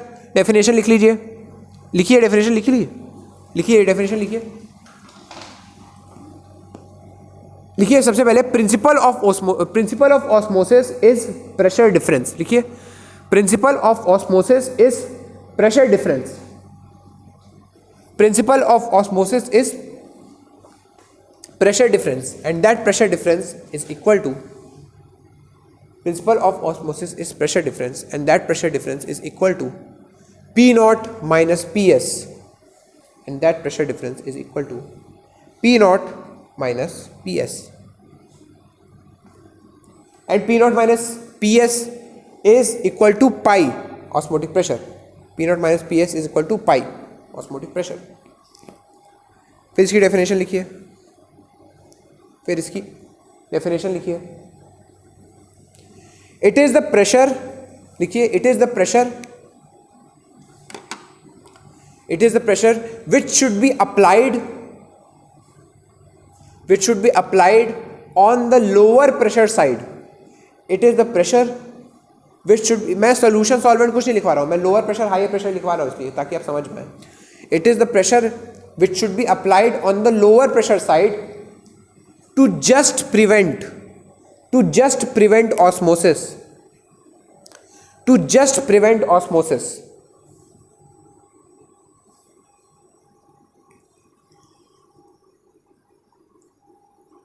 It is the pressure applied on the lower pressure side to just prevent osmosis। अच्छा एक बात बताइए कि जरा वापस चलिए, फिगर कहाँ है, फिगर कहाँ है, फिगर कहाँ है, फिगर कहाँ है, इस फिगर पे वापस चलिए, और मान लीजिए यहाँ सॉल्वेंट है, यहाँ सॉल्वेंट है, सुनिए यहाँ सॉल्वेंट है प्योर, यहाँ सोल्यूशन है। क्या दोनों में प्रेशर डिफरेंस है P naught minus P S? क्या अगर मुझे ऑस्मोसिस को प्रिवेंट करना है, इस साइड सॉल्वेंट मॉलिक्यूल्स के फ्लो को प्रिवेंट करना है, तो क्या मुझे इस side P naught minus P S नाम का प्रेशर लगाना पड़ेगा, ऑस्मोटिक प्रेशर लगाना पड़ेगा। अब मैं क्या कर रहा हूं, मान लीजिए मेरा मन किया और मैंने थोड़ा और ज़्यादा प्रेशर लगा दिया, मैंने थोड़ा और ज़्यादा प्रेशर लगा लिया, क्या होगा फिर? बिल्कुल सही बात। क्या फिर इस साइड प्रेशर ज़्यादा हो जाएगा, इस साइड प्रेशर कम हो जाएगा? क्या फिर से प्रेशर डिफरेंस क्रिएट हो गया? और प्रेशर डिफरेंस क्रिएट हो गया तो क्या सॉल्वेंट मॉलिक्यूल्स फ्लो करेंगे एसपीएम के थ्रू? किस साइड से? इस साइड से इस साइड, यानी कि सॉल्यूशन से हाई प्रेशर टू लो। हमेशा जो फ्लो होगा वो high pressure to lower pressure होगा। हमको उस चक्कर में पढ़ना ही नहीं कि सॉल्वेंट से सोल्यूशन फ्लो कर रहा है कि सोल्यूशन से सॉल्वेंट फ्लो कर रहा है। ये एक सोल्यूशन किसमें क्या फ्लो कर रहा है छोड़ो, तुम बस देखो प्रेशर। हमेशा higher pressure to lower pressure जाओ, जिस साइड प्रेशर ज़्यादा लग रहा है उस साइड से लोअर प्रेशर वाली साइड पे फ्लो करेगा, ठीक है। यानी कि अगर हमने ऑस्मोटिक प्रेशर से ज़्यादा प्रेशर कहीं लगा दिया तो क्या उल्टा फ्लो होना स्टार्ट कर देगा? यही है हमारे वाटर प्यूरिफायर्स का तरीका, यही है हमारे वाटर प्यूरिफायर का तरीका, रिवर्स ऑस्मोसिस। हम क्या लेते हैं, साफ पानी भरा है हमारे पास, थोड़ा सा साफ पानी भरा और ये गंदा सप्लाई वाला पानी है, ये जो पानी है सप्लाई वाला पानी है। हम क्या करते हैं, रिवर्स ऑस्मोसिस कराते हैं, हाइयर प्रेशर लगाते हैं, इस साइड ऑस्मोटिक प्रेशर से ज़्यादा प्रेशर लगाएंगे तो क्या गंदगी सॉल्यूट पार्टिकल्स यहीं छूट जाएंगे और solvent molecules will flow from this side.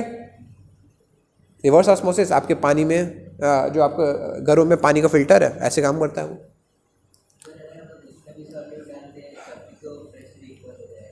किसमें हाँ तो हमें बराबर करना क्यों है, एप्लीकेशन होनी चाहिए ना, वजह बराबर करने की। हाँ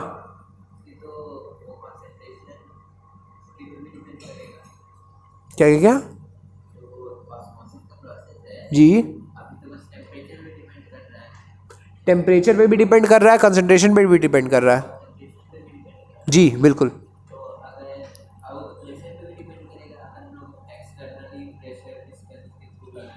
भाई वैल्यू आ रही है ऑस्मोटिक प्रेशर की, pi is equal to C R T, तो प्रेशर पे और कहाँ से डिपेंड करेगा? हाँ उसके कॉन्सेंट्रेशन पे। भाई हम प्रेशर डिफरेंस मेजर कर रहे हैं, दोनों के प्रेशर के बीच का डिफरेंस।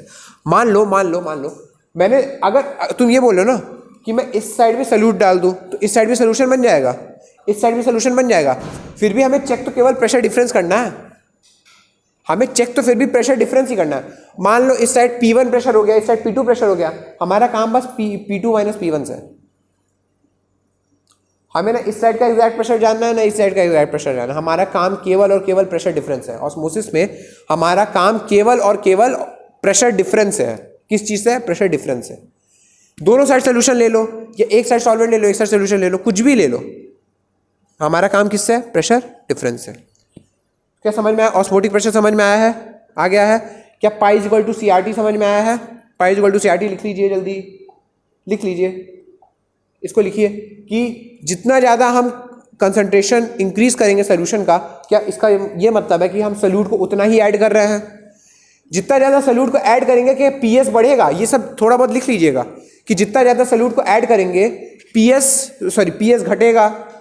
सोल्यूट को ऐड करने पे वेपर प्रेशर घटता है सोल्यूशन का, तो जितना ज़्यादा सोल्यूट ऐड करेंगे vapour pressure of solution will decrease and vapour pressure of solution will decrease, तो P naught minus P S will increase and P naught minus P S is equal to pi, तो pi will also increase, यानी कि pi is directly proportional to concentration. इसी तरह temperature बढ़ाने पे हमने देखा कि पी नॉट भी बढ़ रहा है, पी एस भी बढ़ रहा है, पर पी नॉट एक्सपेरिमेंटली ज़्यादा बढ़ रहा है, तो क्या ये वाली वैल्यू फिर से बढ़ेगी, यानी कि पाई फिर से बढ़ेगा, तो टेम्परेचर बढ़ाने पे पाई विल इंक्रीज। यानी कि जब हम देख रहे हैं कंसंट्रेशन बढ़ा रहे हैं तब भी पाई इंक्रीज कर रहा है, टेम्परेचर बढ़ा रहे हैं तब भी पाई इंक्रीज कर रहा है, यानी कि हम बोल सकते हैं कि pi will increase on concentration और टेम्परेचर का मल्टीप्लिकेशन। तो जब हम प्रोपोर्शनैलिटी साइन हटाएंगे तो pi is equal to C into R into T आ जाएगा। C is the concentration of the solution in mole per litre, generally वही मोलैरिटी हम लोग यूज़ करते हैं। T is the temperature in degree Celsius है केल्विन। हम depend करेगा कि हम आर की वैल्यू कैसे यूज़ कर रहे हैं, वैसे इन जनरल केल्विन में यूज़ करेंगे टेम्परेचर को। मोल पर लीटर में कंसंट्रेशन मोल पर लीटर। और R is universal gas constant 0.0821 ATM litre वाला, या फिर बहुत सारे अलग अलग वैल्यू। अच्छा, क्वेश्चन करें, क्वेश्चन एक करके जाएं, एक करके जाएं, ठीक है। आइए क्वेश्चन करते हैं।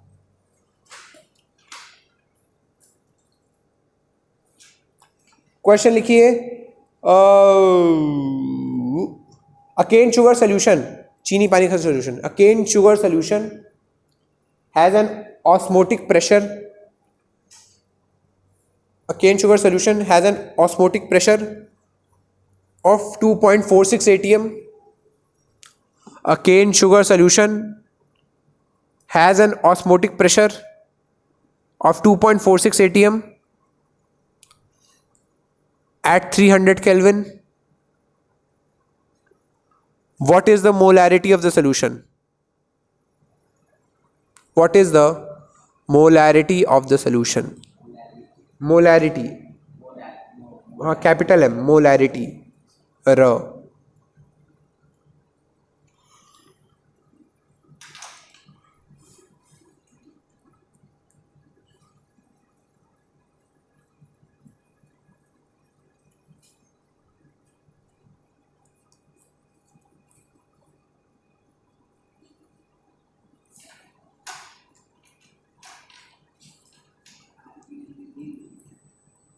क्या नहीं दी तो नहीं है, आप यूज़ कर सकते हैं 0.0821 ATM लीटर पर मोल केल्विन।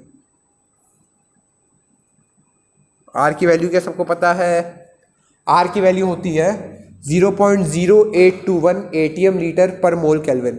आर की वैल्यू होती है 0.0821 ATM लीटर पर मोल केल्विन।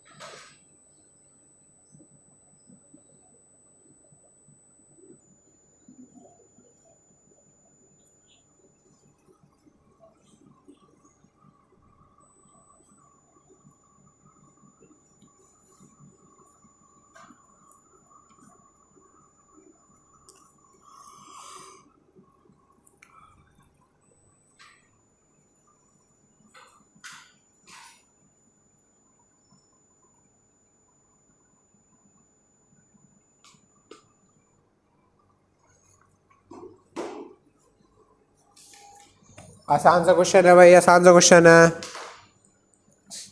सब लोग इधर देखिए, क्या हमें ऑस्मोटिक प्रेशर पाई की वैल्यू दी है 2.46 ATM, टेम्परेचर दिया है 300 केल्विन, ठीक है, और हमें दिया है आर हमें पता होना चाहिए 0.0821 ATM लीटर पर मोल केल्विन, ठीक है। क्या हमें पता है कि पाई की वैल्यू होती है C into R into T? क्या ये पाई दिया है 2.46 इन ATM? C हमें दिया नहीं है, C दिया है क्या? नहीं दिया है। R is 0.0821 into temperature is 300। क्या हम यहाँ से C निकाल सकते हैं? 2.46 डिवाइड बाई दिस इज क्या आएगा 8.21 इंटू 3, 8.21 इंटू 3 इज 24.3, यही आ गया 24.6 आ रहा है क्या?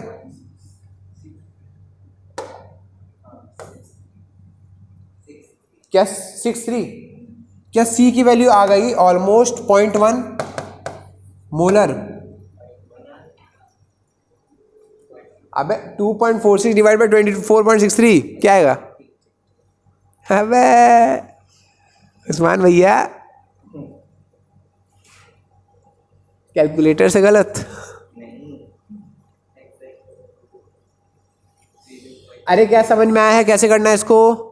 पाई इक्वल टू CRT लगाएंगे और आंसर पाएंगे, है ना, है ना, है ना। हल्का सा और पढ़ ले, हल्का सा। ये सबको समझ में आया है? आ गया सबको समझ में? अरे पाई की वैल्यू गिवन है, टेम्परेचर दिया हुआ है, आर देख लीजिए, पाई इक्वल टू CRT लगा देंगे, क्या सी की वैल्यू हमें मिल जाएगी? हल्का सा और पढ़ेंगे, हल्का सा। क्या हमें टेम्परेचर की वैल्यू मिल जाएगी? मिल जाएगी। अब सी की वैल्यू मिल जाएगी, मिल जाएगी। अच्छा थोड़ा सा आपका मैं 2 मिनट समय चाहूँगा। Isotonic, hypertonic and hypotonic solution, ये 3 टाइप के सोल्यूशन के बारे में पढ़ लेते हैं। क्या आपको रिवर्स ऑस्मोसिस समझ में आया कैसे हो रहा था? रिवर्स ऑस्मोसिस, रिवर्स ऑस्मोसिस हो रहा था कि हमने ऑस्मोटिक प्रेशर से ज़्यादा प्रेशर लगा दिया तो उल्टी डायरेक्शन में फ्लो होने लगा। उल्टी डायरेक्शन में भी क्या, high pressure to low pressure ही फ्लो हो रहा है, पर अब सोल्यूशन से सॉल्वेंट की तरफ फ्लो हो रहा है। तो क्या सॉल्वेंट मॉलिक्यूल्स SPM से फ्लो होने लगेंगे और गंदगी यानी कि सोल्यूट पार्टिकल्स एक ही जगह पे रह जाएगा, वो होता है रिवर्स ऑस्मोसिस। ठीक है। अच्छा आप देखिए, आइसोटोनिक, हाइपरटोनिक एंड हाइपोटोनिक, जब हम दो सोल्यूशन को एक सेमी परमिएबल मेम्ब्रेन से सेपरेट करें और उसमें उस पूरे कंटेनर में ऑस्मोसिस हो ही ना, अगर उस पूरे कंटेनर में ऑस्मोसिस हो ही नहीं रही है तो इसका मतलब क्या है, दोनों साइड प्रेशर सेम है। उसका मतलब क्या है, दोनों साइड ऑस्मोटिक प्रेशर सेम है, और दोनों साइड ऑस्मोटिक प्रेशर सेम है तो उसको हम बोलेंगे आइसोटोनिक सोल्यूशन। आइसो का मतलब होता है सेम, आइसो का मतलब होता है सेम। तो आइसोटोनिक सोल्यूशन किसको बोलेंगे? The solution which have same osmotic pressure at same temperature. इसका क्या मतलब होता है? द सोल्यूशंस विच हैव, मेरे साथ लिखिए, मेरे साथ लिखिए, मेरे साथ लिखिए, the solution which have same osmotic pressure at same temperature. The solution which have same osmotic pressure at same temperature.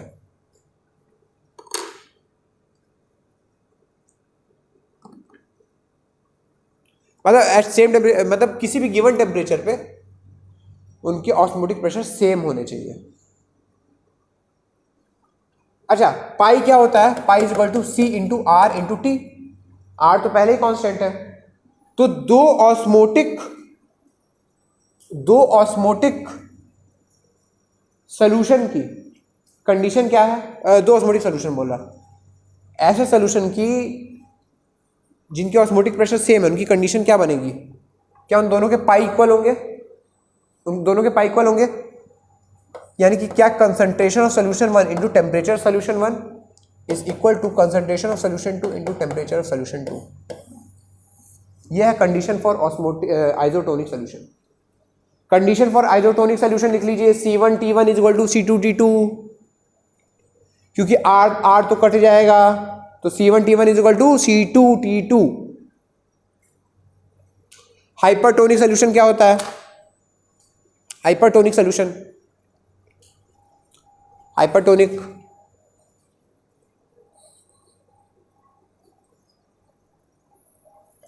Hypertonic solution क्या क्या? उसमें हाँ, उसमें सॉल्वेंट ज्यादा रहता है। हाइपरटोनिक सोल्यूशन में सॉल्वेंट ज्यादा रहता है। सुनिए सुनिए सुनिए, अरे सुनिए,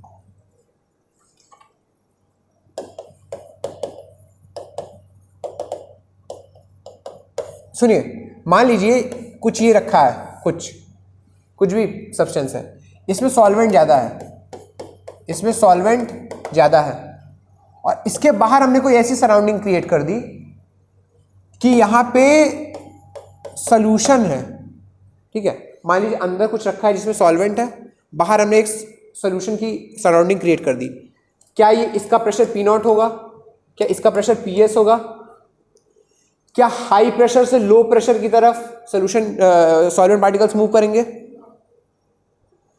तो क्या इसकी साइज श्रिंक कर जाएगी सब्सटेंस की? भाई सॉल्वेंट जब निकलेगा तो इसकी साइज श्रिंक कर जाएगी ना। इसी को बोलते हैं हाइपरटोनिक सोल्यूशन। कौन सा सोल्यूशन? और फिर हाइपोटोनिक किसको बोलते हैं? सबसे बढ़िया एग्जांपल किशमिश वाला। किशमिश वाला एग्जांपल, कि जब हम किशमिश को पानी में डालते हैं, उसके अंदर सल्यूट है, मतलब उसके अंदर कम प्रेशर है, उसके बाहर ज़्यादा प्रेशर है। यहाँ पे देखिए, यहाँ पे बाहर में कम प्रेशर था और अंदर में ज़्यादा प्रेशर था, तो सॉल्वेंट मॉलिक्यूल्स कहाँ से कहाँ गए? अंदर से बाहर। यहाँ पे अंदर में ज़्यादा प्रेशर है, बाहर में कम प्रेशर है, तो सॉल्वेंट मॉलिक्यूल कहाँ से कहाँ गए? अंदर से बाहर। और हाइपोटोनिक सॉल्यूशंस में अंदर कम प्रेशर होता है। मान लीजिए अंदर है सॉल्यूशन और बाहर है सॉल्वेंट, यानी कि बाहर है ज्यादा प्रेशर। क्या है? ज्यादा प्रेशर। अंदर है क्या है? कम प्रेशर। बाहर है ज्यादा प्रेशर, अंदर है कम प्रेशर, तो क्या ये सॉल्वेंट मॉलिक्यूल्स बाहर से अंदर जाएंगे? बाहर से अंदर जाएंगे, इसको बोलते हैं हाइपोटोनिक। तीनों समझ में आया है? आइसोटोनिक का मतलब है दोनों का ऑस्मोटिक प्रेशर सेम, यानी कि दोनों का पाई सेम, यानी कि C1 T1 is equal to C2 T2। Hypertonic का मतलब है कि अंदर ज्यादा प्रेशर, बाहर कम प्रेशर। हाइपोटोनिक का मतलब है अंदर। समझ में आया? समझ लिख लीजिए जल्दी और जाइए। समाप्त समाप्त। आज की सभा यहीं पे समाप्त। अगले लेक्चर में हम लोग पढ़ेंगे वांट ऑफ फैक्टर, और मोस्ट प्रोबेबली नहीं तो एक लेक्चर मेरे ख्याल से और लगेगा। सोल्यूशन ऑलमोस्ट खत्म। ठीक है, सभा समाप्त। क्लैप करिए जोर से, और जोर से क्लैप करिए।